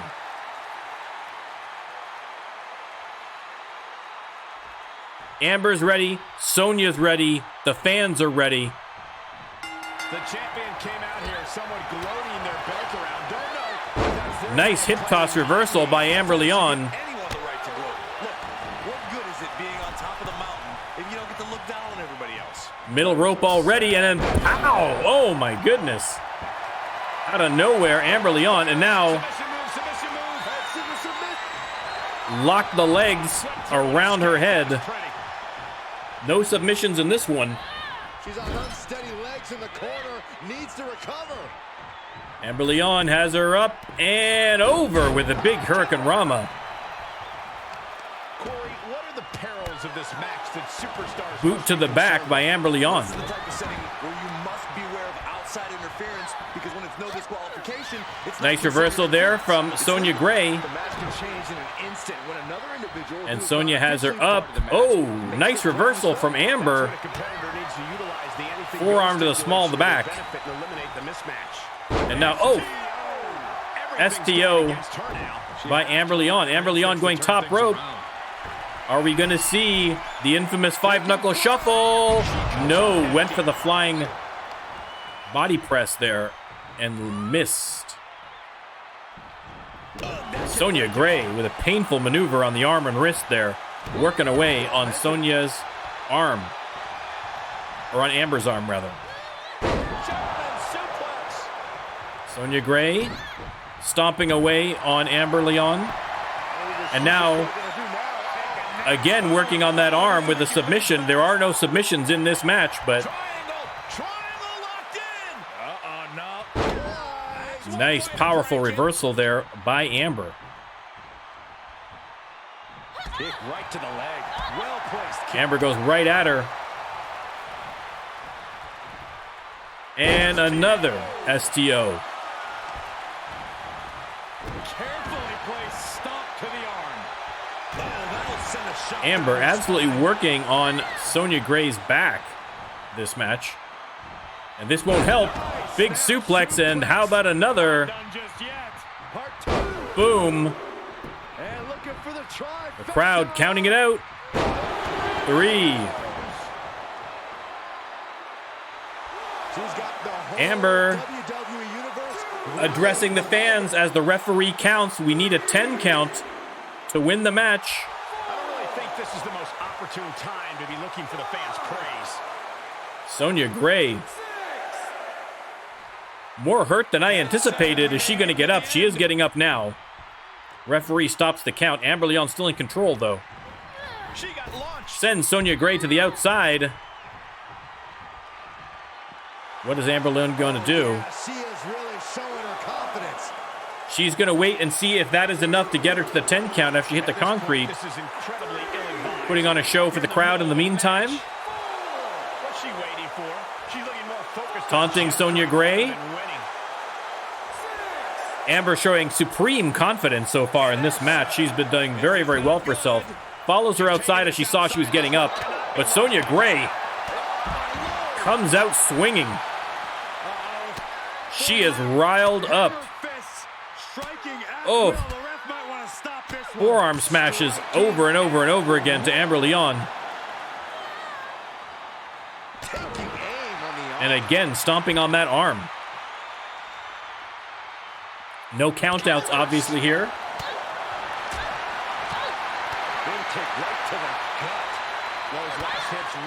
Amber with the DDT onto the concrete. Those pads are way thinner than they look, people. Is that going to be enough to keep her down for a 10 count? Amber thinks so.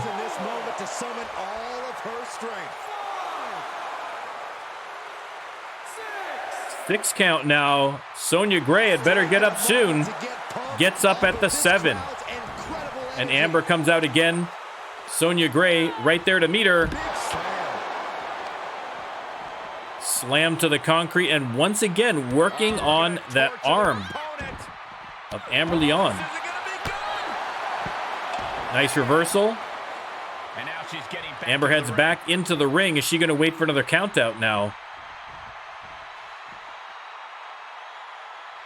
She is. Sonya Gray looks halfway lucid there. She might just be she might just be taking this opportunity to have a little bit of a rest. Amber Leon has been a full court press attack on Sonya Gray this entire match. Gets up at the 7, not taking any chances. And now Sonya sends her into the steel steps. And now the referee counting. I can't imagine she's going to get a 10 count just from being slammed into the steps. This might be an overabundance of cautious, although Amber Leon still face down after the 5 count here. Again, Sonya Gray, both women probably happy to have a bit of a rest, although we're at an 8 count, and Sonya Gray, okay, finally Amber Leon gets up after the 8. Interesting strategy. Back to the outside, Sonya Gray taking it to Amber Leon. Happy to wait. Again, I think that they need to do a little bit more. I'd like to see, drop a finisher on them before you wait. I feel like all this is doing is giving both the competitors a chance to rest up. Although Amber Leon got to an 8 count before, and it didn't look like she was playing possum.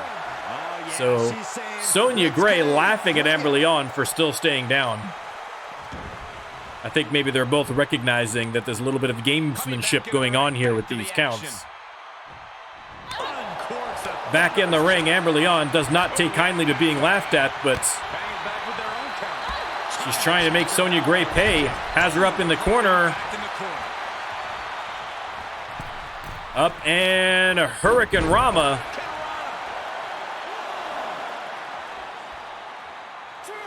Is that going to be... Oh, Amber Leon getting right in Sonya Gray's face. Kicking dirt on her. Oh, the disrespect. We can see that tempers are flaring a little bit in this match now. Sonya Gray, though, keeping it cool. She's feeling it, and the WWE Universe is feeling it too. Again, I can't imagine that this is going to be enough to keep Amber Leon down, but we shall see. At this point, this is incredibly ill-advised. You're in the middle of a match. Sonya Gray has the crowd pumped up. She rises to Again, a 9 count before Amber gets up. Maybe Amber is more hurt than I had given her credit for. Oh, tried for the step-up Superman punch. Amber Leon dodged it. And now it's jawbreaker reversal. Whoa, whoa, whoa, whoa, whoa. We all know the KO Queen could have kept her down for a 10 count after a Superman punch. So Amber Leon's life probably just flashed before her eyes, but good of her to be able to get out of the way of that punch. Now that is determination. Boom. Amber Leon with a shot of her own there. Look at the start of this. Could be going into the playbook. And now Submission. locking in a submission. Again, obviously submission's not going to win you the match, but she's been working on Sonya Gray's back. Seems to have been targeting it the whole match. So this is probably part of that strategy. Counters. They lock up. Amber Leon has her up. Oh no! Sonya Gray with the nice reversal, and now series of punches and kicks to Amber Leon. She's daring her to get up now. Daring her to get up. Sonya Gray laughing at Amber Leon again.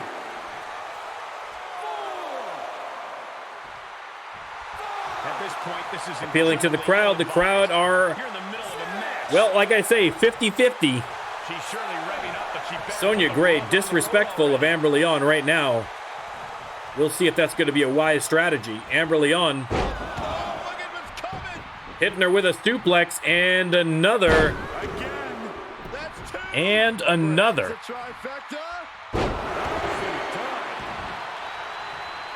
And now Amber Leon is going to let the referee count this one out. Staying close by, though.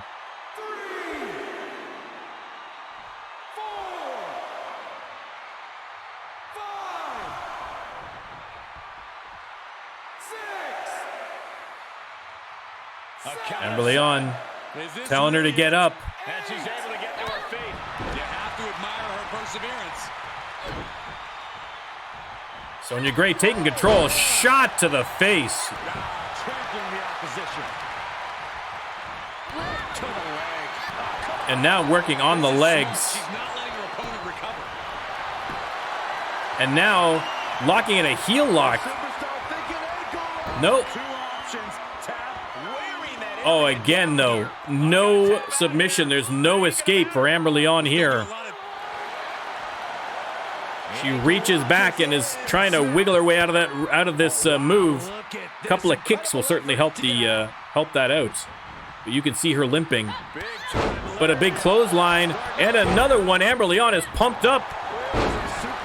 Big kick there. And now that might do it. Is that going to be enough to keep her down? Amber Leon feeding off the energy of the crowd there. Amber Leon, if she gets to a 10 count, she has regained the RLWF Women's Championship. She is really getting fired up. We are at an 8 count. We are at a 9 count. This could be it. We could see the championship. 10. Amber Leon with that high energy, explosive outburst out of nowhere. Keeps the champ down for the 10 count. Here's your winner and new women's champion. Unbelievable. Amber Leon is champion once again. One reign ends and another begins. Talk about history in the making. But keep in mind, Sonya Gray has that front of the line case, so this may not be over yet. But what a match and what a win from women's champion, Amber Leon.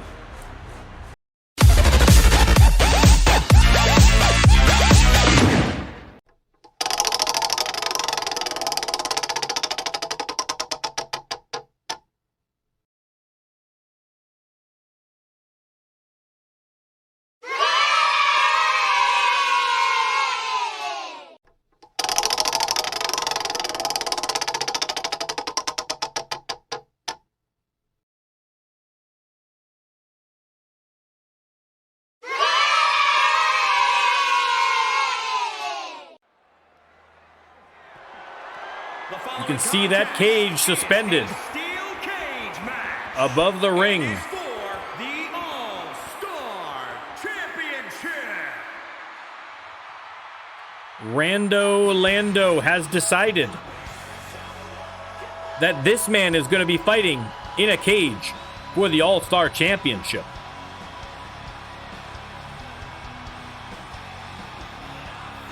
There's the man himself, the pride of Ho Chi Minh City, Vietnam, Phi Nguyen.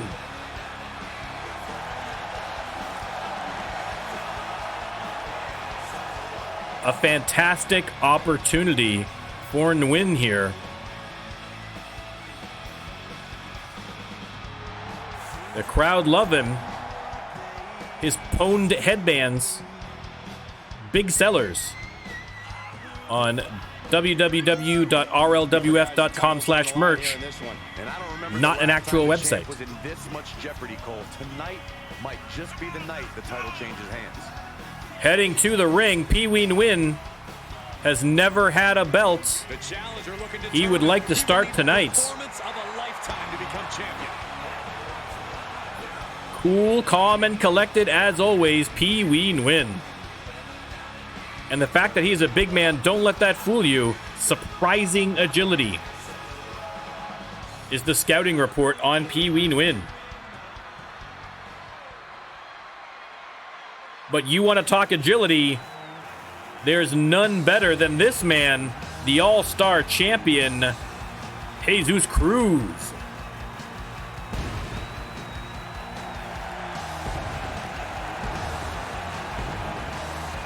And that's what's up for grabs right there, baby. The All-Star Championship belt.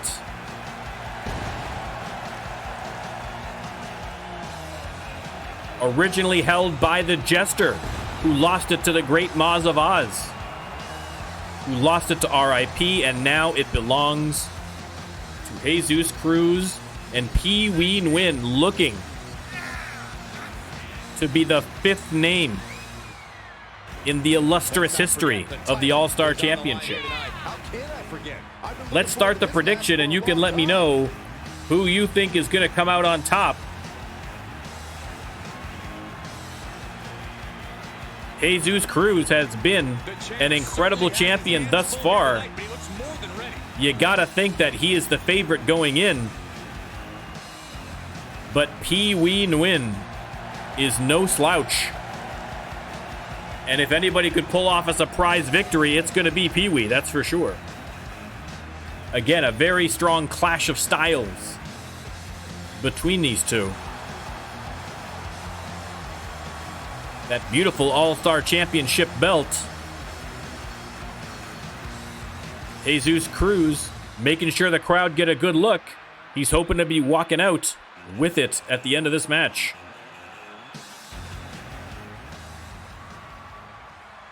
Down to the announcer. That's what's up for grabs. Look at that. Look at that. A thing of beauty. A thing of beauty. Introducing the challenger from Ho Chi Minh, Vietnam, weighing in at 301 pounds, Phi Nguyen. There he is, Phi Nguyen. And introducing the champion from Gomez Palacio, Durango, Mexico, weighing in at 181 pounds. He is the All-Star Champion, Jesus Cruz. Mexico right now dominating the men's division in the RLWF with Jesus Cruz as All-Star champion. And, of course, his fellow countryman Smash Sanchez as the current RLWF men's championship. Vietnam not known as a big wrestling country. So Pee-wee would definitely like to, as a matter of national pride, win that belt. The cage is lowered. There's no escape, and Pee-wee comes out flying. Tried for the quick pin there, only got a 1 count. Pee-wee not giving Jesus the opportunity to get anything going. No easy feat against Jesus Cruz. Taking a little walk on the wild side there, and Pee-wee made him pay for it. And he's got him locked in a submission hold already. Pee-wee's got that cinched in pretty well, but Jesus manages to elbow his way out of it. Pee-wee shoves off Jesus Cruz. Again, a very big size difference between these two, so that is definitely going to be a factor. Big suplex by Pee-wee. Pee-wee's going top rope on Jesus. Oh, that's a whole lot of superstar to come crashing down on you. There's the pin. This might be over already. Jesus Cruz kicks out, but Jesus Cruz, who earns his living on a high-energy, up-tempo style of fighting, has not been able to get anything going here at all against Pee-wee. Has been absolutely unrelenting. Whatever's playing here can't be good. And tosses him head first into the steel cage. Oh my God. Jesus Cruz in absolute rough shape, and they're into the corner. Pee-wee sizing him up. Choo-choo, kabang, there you go. Goes for the pin. This might be it. We might have a new champ. 2 count again, but how much more of this is Jesus Cruz going to be able to take? Pee-wee Nguyen absolutely dominating early on. Jesus Cruz managed to he was trying a move and couldn't move Pee-wee because he was too big, and after a drop kick, that got him moving. Missed on the springboard there, and Pee-wee has him up, showing off the power here. And boom, just drops him face first, and now showing off the agility. Moonsault by Pee-wee. This match has been all Pee-wee. Jesus trying to get something going here now. That's a nice maneuver. He's got to start getting his speed and his agility working in his favor. Nice move there. Jesus going top rope. That's where he's most dangerous. And oh, Pee-wee Nguyen got the knees up. Taking control. Boom. Goes for the pin. Are we going to see a new champion? Oh, once again, Jesus Cruz, heart of a champion, manages to get that shoulder up somehow.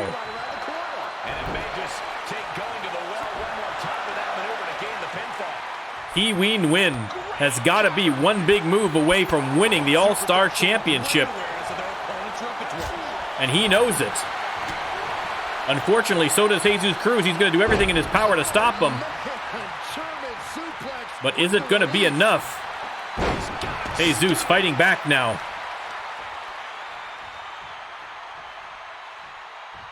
Positioning him now in the middle of the ring. Standing shooting star goes for the pin. Only got the 2 count. Jesus getting a little bit desperate at this point. And now he's looking to advance up the top rope. And shooting star press. Goes for the pin. Only got the 2 count. Pee Wee Nguyen knows how close he is to getting this belt. But now, Jesus Cruz, not a submission specialist by any stretch, but has one locked in. He's got that knee pretty solidly in his back. But there's the power of Pee Wee Nguyen, just pushes him off him. And then, oh, pop-up powerbomb off the ropes from Pee Wee Nguyen.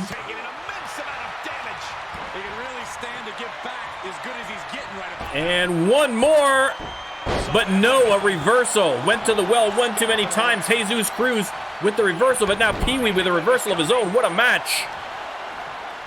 Pee Wee Nguyen showing off the power. Here he goes. Tosses him like a rag doll. Goes for the pin, and we're going to see a new champ. We are. Pee Wee Nguyen, unbelievable, has won the All-Star Champion. Oh my God.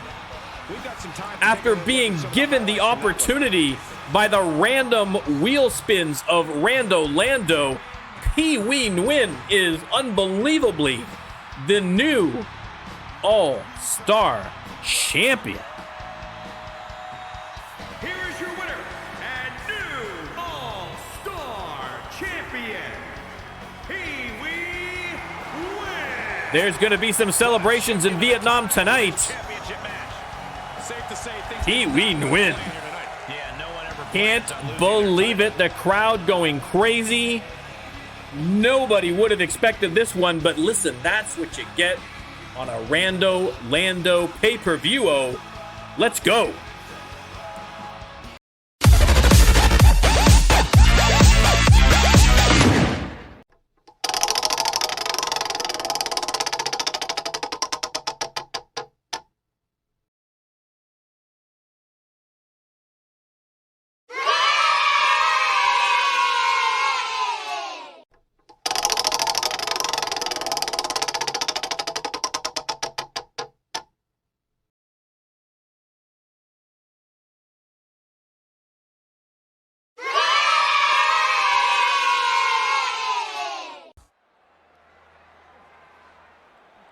Women's tag team belts on the line.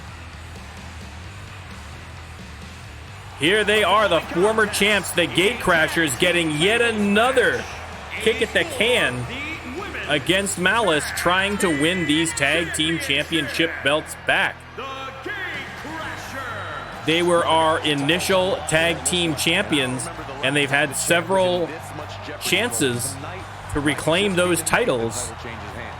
Usually, quite frankly, at least twice. This is the second time where it's under kind of unusual circumstances where they managed to get that title shot, but they have not been able to reclaim. They are hoping their luck is changing tonight, but standing in their way are probably arguably the best women's tag team championship champions that we have had thus far. Zinda and Nikita Nightmare, Malice, making their way to the ring.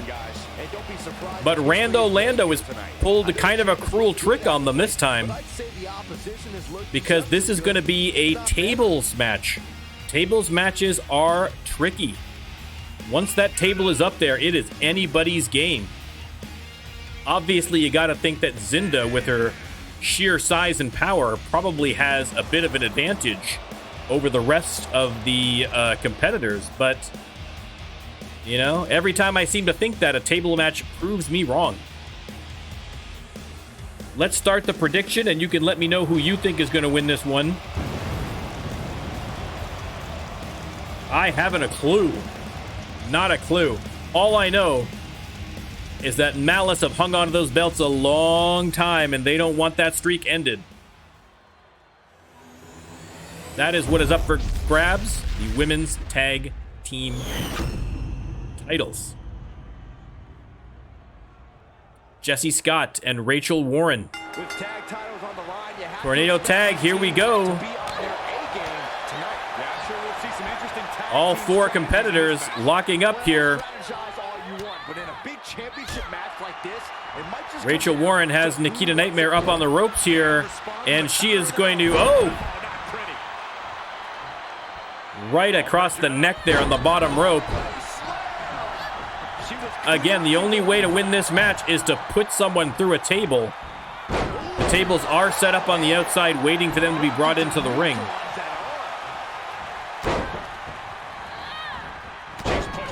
Rachel Warren sends Nikita Nightmare to the corner as Zinda is absolutely demolishing Jesse Scott again. You can't really avoid contact with a table unless you can set up a table with telekinesis, but you have to be hyper aware of your surroundings. Rachel Warren grabs that table, shoves it into the ring, and comes in after it.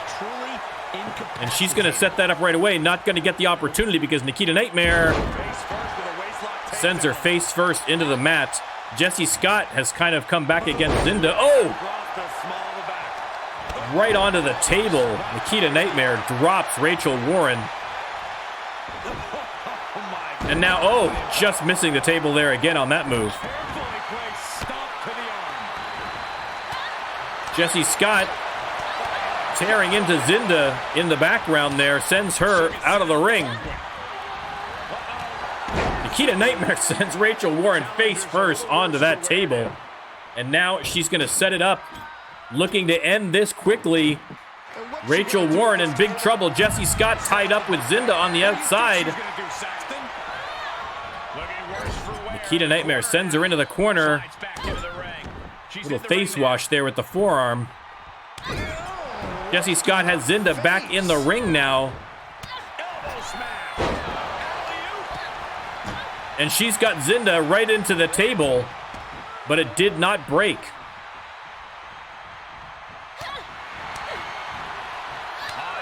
Nikita Nightmare sends her to the outside. Zinda bringing Jesse Scott over to the table, but Jesse fighting back. She does not want to get put through that table and lose this match already.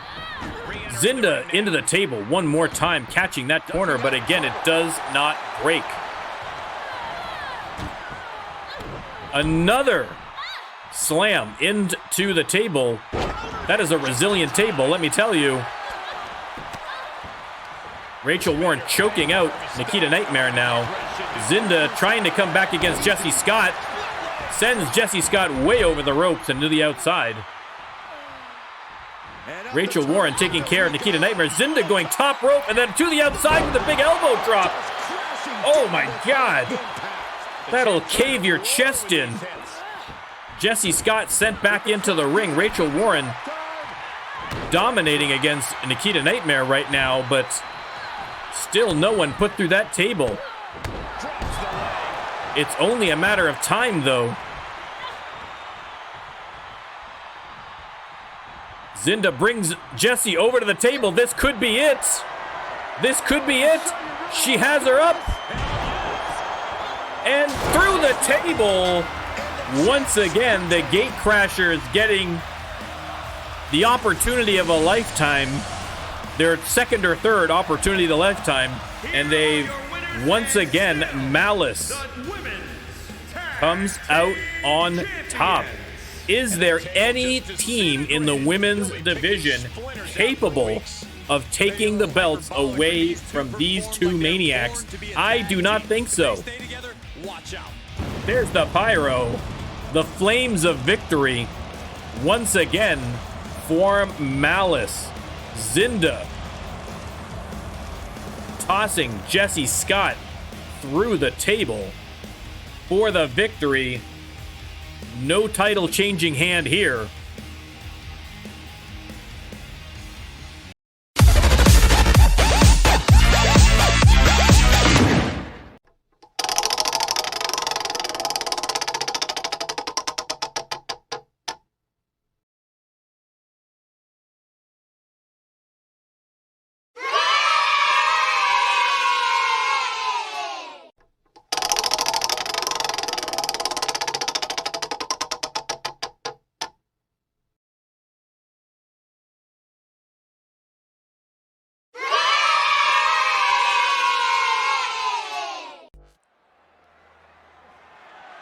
The following contest is a submission match. Submission match. The Men's Championship. Again, the submission match also randomly chosen by the Rando Lando Wheel of Destiny. And here he comes, the luckiest son of a gun in the RLWF, Gorilla Mondo. Straight from the jungle, right into your living room, Gorilla Mondo. Again, Gorilla Mondo got the tar beat out of him by Smash Sanchez in the #1 contenders match that he eventually transitioned into winning the championship off of Basin Marceau. So a lot of history here, and after that match, Smash Sanchez attacked Gorilla Mondo after defeating him. So already a lot of bad blood between these two, a lot of history between these two, tied up with this championship. There would be a certain bit of irony if Gorilla Mondo was the guy who took it off of Smash Sanchez after all of the incredible title defenses that Smash Sanchez has already done defending this belt. But that's all a moot point, because you have to get in the ring and beat this son of a gun. RLWF champion Smash Sanchez. Making his way to the ring. He's got to have some confidence because he's beaten Gorilla Mondo before. The problem is that was a regular match. This one here is a submission match. Neither one of these two wrestlers are submission specialists, so a little bit out of their element here. Gorilla Mondo might be able to take advantage of that. But we shall see. Thanks, Coach. Every pay-per-view, we get a custom arena. Mostly because I just like making custom arenas. But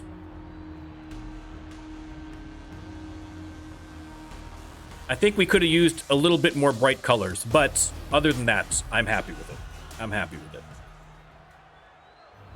All right, that's what's on the line. The beautiful Rando Lando Wrestling Federation Championship. Introducing the challenger from deep in the jungle, weighing in at 313 pounds, Gorilla Mondo. Gorilla Mondo, the Baron of Butterflies. And introducing King of the Jungle. From Guadalajara, Jalisco, Mexico, weighing in at 305 pounds. He is the men's champion, Smash Sanchez. Smash Sanchez. An absolute beast. The energy in this arena defended his title twice in one exactly night just a few weeks ago after Elijah George cashed in his front of the line case. That's what's up for grabs. A submission match. Rando Lando making things interesting. And there's the bell. Smash Sanchez comes out with all guns firing. Missed on that knee drop from the mid-rope.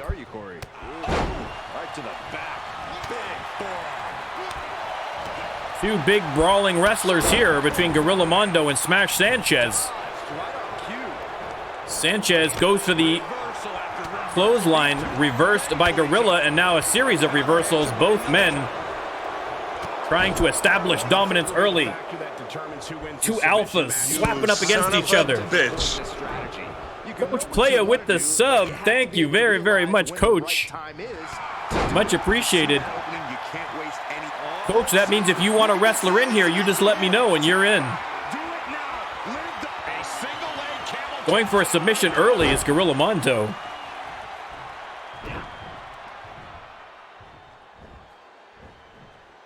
Start counting, Saxton. One. Taking his time with this suplex is Gorilla Mondo. But Coach, just send me a message on Discord or something if you'd like a guy in here.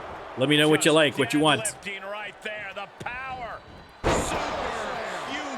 Big slam there by Smash Sanchez. Now Smash Sanchez looks like he's going to be going for a submission. Both men trying to finish this early.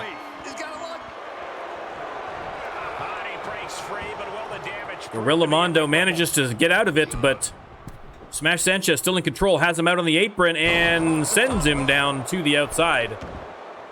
No countdowns, obviously, because the only way to win this match is via submission. Oh! Tilt-a-whirl backbreaker by Smash Sanchez. And now tosses him to the concrete. The power and brutality of Smash Sanchez. Incredible. Everybody spamming the NormCantShoot emotes there. Thank you. Taking this one back to the ring now. Gorilla Mondo back into the ring. Smash Sanchez joins him. They lock up. Gorilla Mondo has him into the corner and then into the middle of the ring. There might be a little something after this, you. There might be a little something after this, you. Hold on to your hats. And a big move here by Gorilla. Oh, the huge clothesline out of the corner. And now he's going top rope. Uh-oh, 450 elbow drop. Missed. Smash Sanchez playing possum, rolled out of the way. And there's the Sanchez smash. Both wrestlers trading finishers now, but only a submission will get the job done. Backbreaker there by Gorilla Mondo. Stomping away. And he's going for it. Squeezing him by the face. That's got to be painful. He's digging into his eye sockets there, but Smash Sanchez manages to get the better of him. And now, oh, neck breaker there. Vicious, absolutely vicious. Gorilla Mondo doing very well for himself here. Boom. Big senton. Stomping away again. Trying to soften the big man up so we can get him into a submission, no doubts. Has him up in a torture rack. And boom. I thought he might transition that into a submission, but dropped him on his butt. Boom. Another senton. Going top rope again. Gorilla Mondo trying for that 450 again. He nailed it this time. But Smash Sanchez gets up quick as a cat. Unbelievable. Smash Sanchez no-sold that 450 and is absolutely pummeling Gorilla Mondo. Boom. Gulak attack. And now he's setting him up. Probably another another Sanchez smash coming on the way. Boom. Unbelievable. I forgot the prediction again, you. Sorry.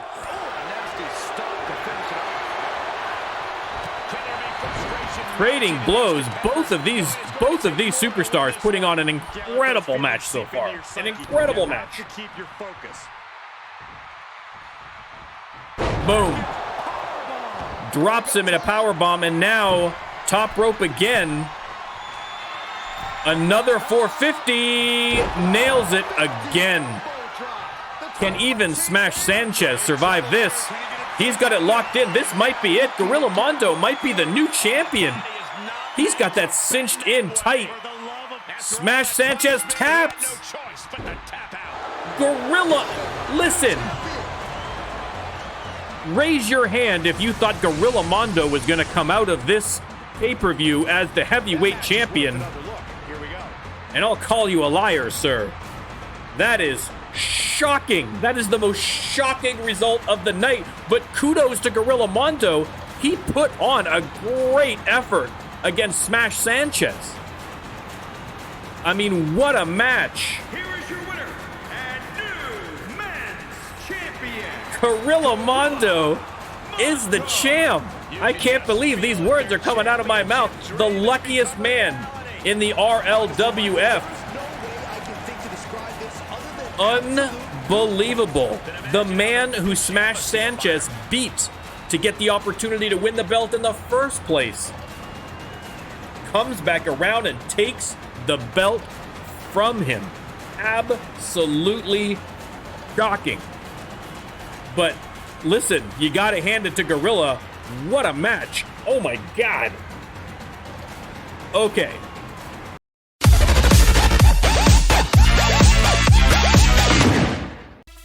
we are going to pick 6 more names off of the wheel from the men's division, and they are going right now into an elimination chamber match, the winner of whom in 2 weeks is going to get a title shot against whoever they want. You want the All-Star Championship? Go after that. You want to go after Gorilla Mondo for the RLWF Men's Championship? You can go after that.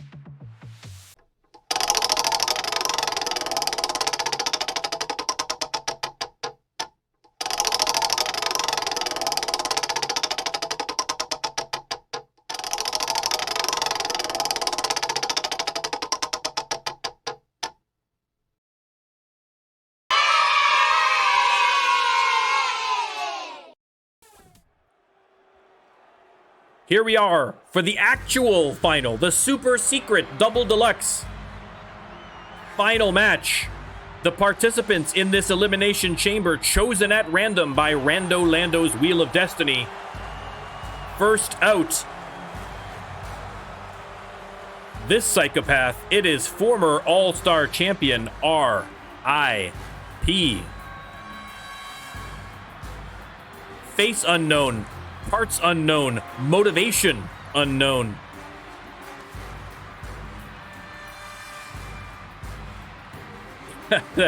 That is true. That is true. It's the only way I can remember it. Making his way to the ring from parts unknown, weighing in at 384 pounds, R.I.P. That is almost 400 pounds of solid muscle. The cold, the calculating, the intense. R.I.P. He is going to make his way into the ring, and then he is going to make his way into one of those elimination chambers. 4 men will go into the chambers. 2 men will start wrestling. After a period, a random chamber will open. And this will continue until everybody's in the ring or everybody's eliminated. Out next, here he comes, Jeremiah Cowboy Colt. And his opponents, first, from one of the hot new youngsters hitting the RLWF. Jeremiah Cowboy Colt. He has performed very, very well for himself. And he is making his way into the ring right now. Looking. This would be a huge, huge opportunity for a new wrestler like Jeremiah Colt. And he takes a look at RIP and then heads into his own booth.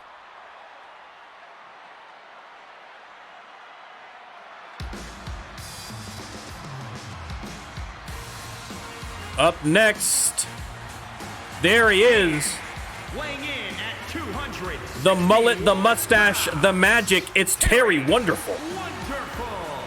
I can't imagine what it must be like locked inside the unforgiving Terry Wonderful been doing much better for himself after he finally gave up on his inexplicable rivalry with Aldo Cruz, which basically equated to him getting his butt handed to him over and over and over and over again in embarrassing fashion.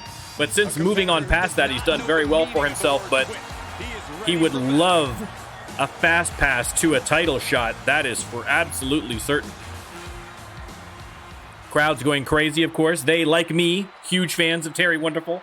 Again, I don't like to play favorites, but Terry Wonderful is my favorite. I'm sorry. Sorry, that's just the way it is. Terry Wonderful into a booth.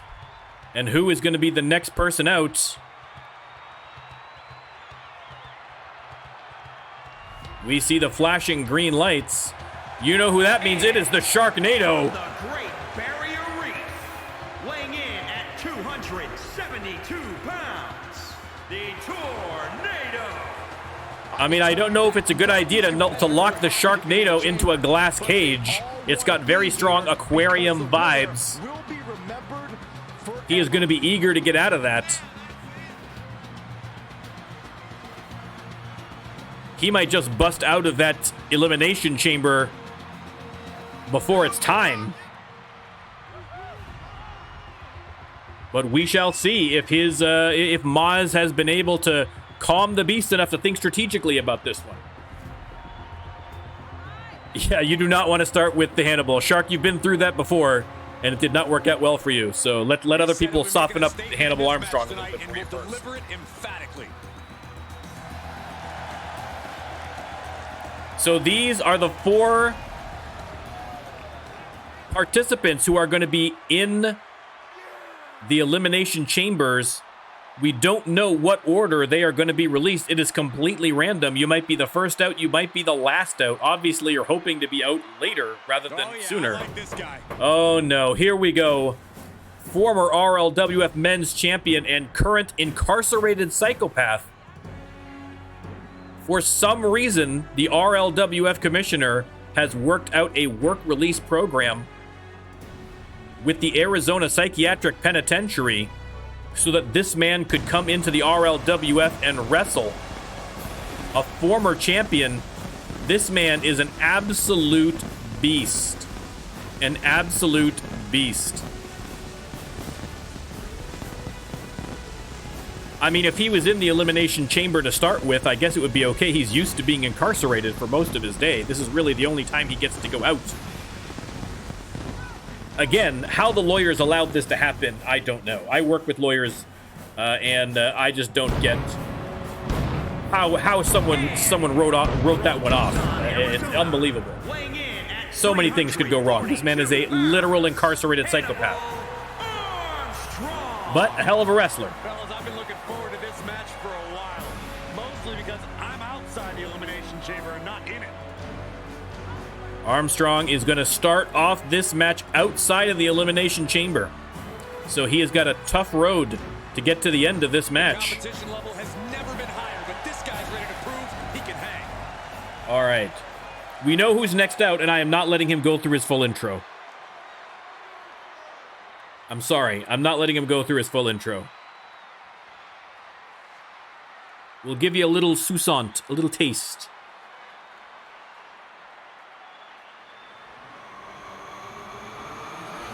But here he comes, former RLWF men's champion as well. The Killer Cajun, the Beast of the Bayou, Mason Marceau.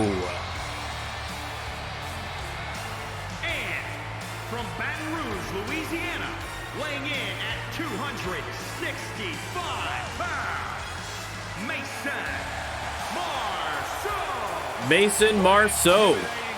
This chamber must be for all of these competitors. All right, we're skipping that. You get the idea. It's Mason Marceau. We got it. So as we get our All right, starting off, Hannibal Armstrong versus Mason Marceau. looking on, waiting to be unlocked from their pods. Let's take the opportunity. Couple of shots there from Mason. Superstar starting this match off, but at certain time intervals, a new competitor will be released from their pod. You can be eliminated via pinfall or submission. Last one standing is the victor. Mason Marceau working on the big guy early. I'm sure all the competitors will be much happier when he is out of this match. Right in the mouth, relentless. Enough already. Pounding away on Hannibal Armstrong. Again, Mason Marceau, no slouch himself. Close fist connects. Oh, no. Was a very good champion and has done very well for himself afterwards. Has him locked into a submission early. Trying to get him out Able to free himself from the triangle. before the rest of the competitors can come in. Turning the tables. Hannibal Armstrong, though, Sent down to the floor. sends Mason to the outside. Out of the ring and on the chamber floor now. That floor, not very forgiving. Not very forgiving. In the ring now. Sends him mercifully back into the ring. He's heading up top. He's going to top rope, but Mason Marceau is already up. He spotted him, From the top. and Hannibal Armstrong jumped right over him, and then, oh! Mason Marceau Gain the advantage here. Training with a nice, shows him how it's done with the top rope. It's all coming together right now. Marceau has been surprisingly dominant so far against Hannibal Armstrong. Hannibal Armstrong's come in a little bit. I don't know if they've changed his medication, Much damage to your opponent in a one-on-one scenario is possible. Stay isolated. but he is not the Hannibal Armstrong of old so far. You can get a little rest. but there is always that chance. He can flip it on a dime. We now have 5 seconds to go before the first elimination chamber is released. We will see who's going to be first out. Oh, the lights are going. Rando Lando is super happy about the randomness. Terry Wonderful, first out of the chamber. And he goes into the ring.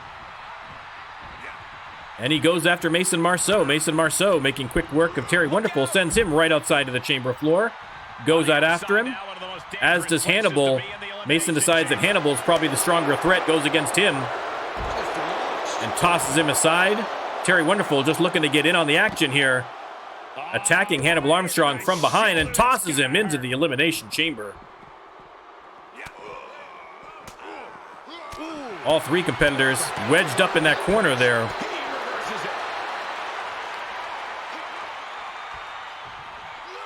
Going after Terry Wonderful for some reason here. Both competitors. Look at the squeeze. It's on like a vice grip. Oh, Hannibal Armstrong tossed back in with authority. Terry Wonderful has Mason Marceau up, but Mason Marceau fighting his way free.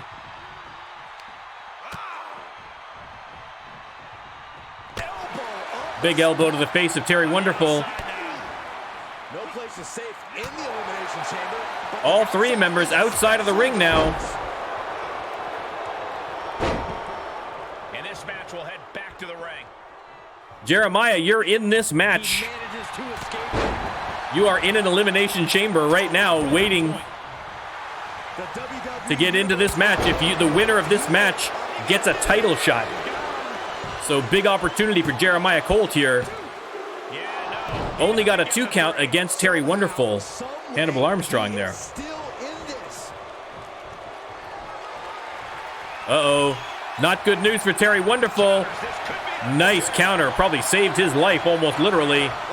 And Terry Wonderful with the wrist lock on the big guy. Next elimination chamber is about to be opened. There's the pin by Terry Wonderful. Only got the 2 count, and now Sharknado in the match. Jeremiah Cowboy Colt and RIP still in the elimination chambers waiting to be released. Sharknado comes in and starts going after Mason Marceau right away. Hannibal Armstrong looking for a little revenge against Terry Wonderful now.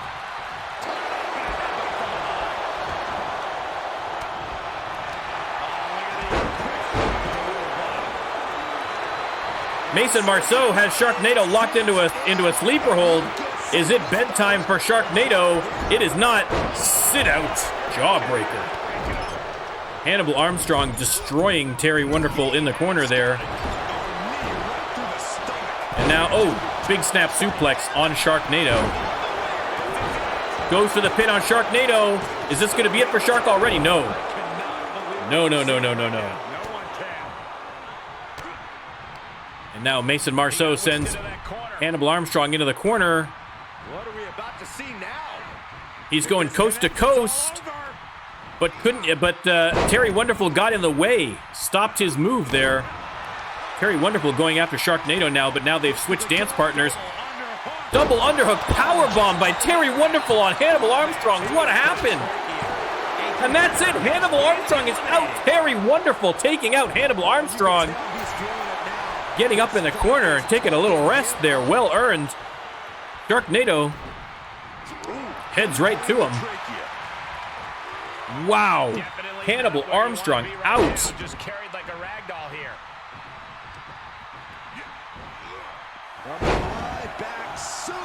Next chamber being opened soon. Sharknado has been taking a beating from day one, or from moment one rather, of this match.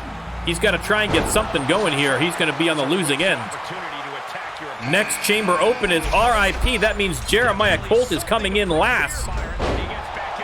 Great bit of luck for the youngster. RIP goes after Terry Wonderful. I guess he saw if he took out Hannibal Armstrong, maybe he's the most dangerous person in this ring after all. This is ridiculous. This is insulting. This is entertaining. Sharknado, oh! With the huge move. Sharknado going for the pin on Mason Marceau. Only got the 2 count. Only got the 2 count. Look out. Sharknado setting up Mason Marceau for the Sharknado punch. Boom. Boom, and he goes for the pin. The referee right there. Oh, 2.75. Sharknado deciding to try his luck against RIP now. As Terry Wonderful sends Mason Marceau out to the outside. Sharknado pounding away on RIP. Mason Marceau with the nice running forearm. Sharknado's climbing the wall and a huge body splash. Oh my God. What a move by Sharknado. Mason Marceau going for the pin against Terry Wonderful, but Sharknado, what a move. Unbelievable. RIP though. Looks like he's still in trouble. Terry Wonderful thrown back into the ring by Mason Marceau. Sharknado with the foot DDT. Mason Marceau top rope on Terry Wonderful. Missed on that one. And now finally, Jeremiah Cowboy Colt coming in. Sharknado locked into a sleeper hold again by Mason Marceau. Broken up by Jeremiah Cowboy Colt. Just saved Sharknado's bacon. There's no friends or partners in this match, but Jeremiah Colt just split Mason Marceau wide open in the forehead there. Mason Marceau not happy about that one bit and drops him off the top rope. RIP has Terry Wonderful up and a huge uppercut. That could be curtains for Terry Wonderful. Referee trying to get in position. It's crowded over there. And that's it. Terry Wonderful eliminated by RIP. Down to the final four. Sharknado taking on Mason Marceau, and RIP manhandling Jeremiah Colt right now. They both just got dropped off the top rope there. Sharknado trying to fight back against Mason Marceau. Easier. Another sleeper hold. Going for the pin now. This could be curtains for Sharknado, but the referee took a hit from Jeremiah Colt inadvertently. Bought Sharknado a little bit of time. Is it enough? It is not. Sharknado eliminated. And we are down to the final three. Jeremiah Cowboy Colt, Mason Marceau, and RIP. Mason Marceau has been in there from the jump.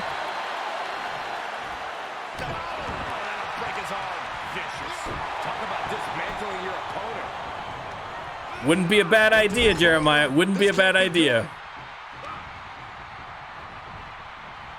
Mason Marceau lying forearm into RIP. Cowboy Colt getting up now. Getting the crowd going, but wasn't paying attention.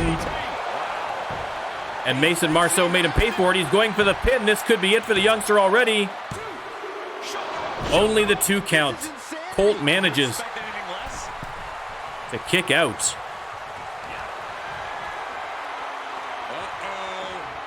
RIP with the huge power slam. Power bomb, rather, on Mason Marceau. That could be it for Mason Marceau. It is not. The former champ. The former champ got the shoulder up somehow, and now RIP trying to take out Jeremiah Cowboy Colt. Oh! Face breaker by Colt. Colt goes for the pin. Oh! So close to the 3 count. Colt now going after Mason Marceau, who's grandstanding in the corner. He's going to give him a couple of gut shots there for his trouble. Stomping away. Putting a squeeze on Mason Marceau in the corner. He's taking a moment to feel the crowd, but he better focus on the opposition. Mason Marceau goes after RIP, who makes him pay for it.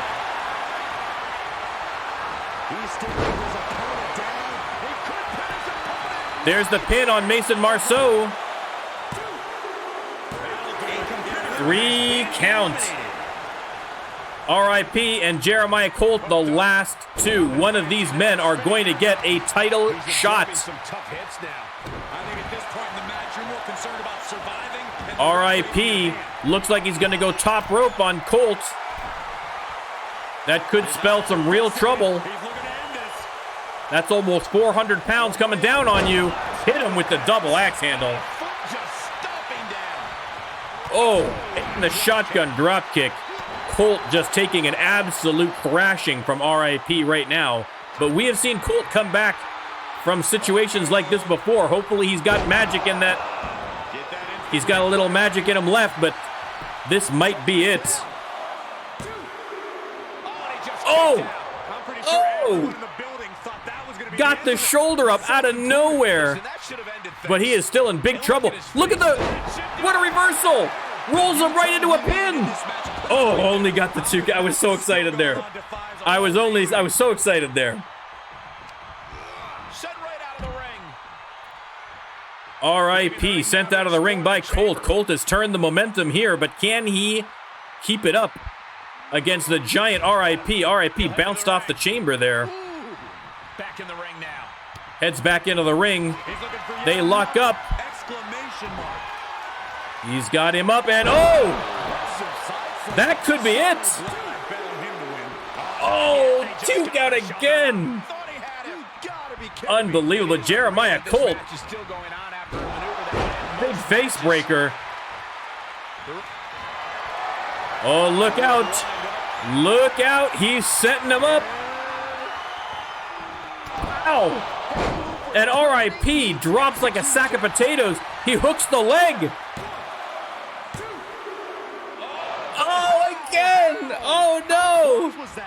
What has he got to do to put RIP down? Unbelievable. The whiplash, the bullet shot, neither one able to put him down, but he is not finished yet. He is continuing to pour it on. There's only so much even a guy like RIP can take. Colt has got to keep the pressure up. What an incredible coup for the youngster this will be if he is able to get a title shot this early in his RLWF career. But RIP, as tough a veteran as they come, obviously not an easy man to beat. Just absolutely punishing their opponent here. I mean, look at the size of that arm. It's almost as wide as Jeremiah Colt's entire body. There's a reversal from RIP, desperately trying to get back on the match here. He knows he's on the losing end. He's got to make some magic happen here himself. And tosses him. I think RIP is a little upset right now, and that's not a good place to be. Has him up and off the top rope. Tossing him all over the ring now, using that huge weight advantage. Stomping away on his arm. Oh my God, he's gonna break it in half. The referee's gotta step in here at some point. This is unbelievable. The man's gonna have an arm in a sling. RIP, oh. Devastating German suplex. And now again, continuing to pummel those arms. RIP is going top rope. This could be big, big trouble. Oh, he got the legs up. He got the knees up on RIP. And now Colt has RIP split open. What a match. Jeremiah Cowboy Colt is going off. It's a stampede. He's got it locked in. He has him locked in. Is the big man gonna tap? He taps. Jeremiah Colt wins by submission. Unbelievable. Unbelievable. What a win. Wow. Against an absolutely stacked deck, Jeremiah Colt comes out with the win by submission against RIP. Unbelievable. And now, Jeremiah Colt, that man right there, in 2 weeks from today, is going to get the opportunity Definitely for a title shot. What an impressive victory. You don't have to answer it now, Jeremiah. Think about it. But your choices are either to go against Gorilla Mondo for the RLWF Men's Championship, or going against why am I blanking? Who just won the All-Star Championship tonight?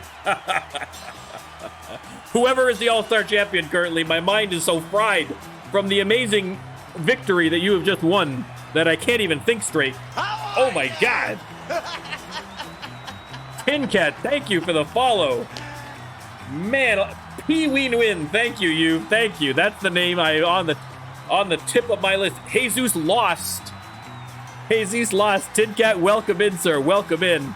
You have caught me absolutely flustered by an incredible match and an incredible win by Jeremiah Cowboy Colt. So yes, you can either face Pee-wee Win for the All-Star Championship, or you can face Gorilla Mondo for the RLWF Men's Championship. Unbelievable.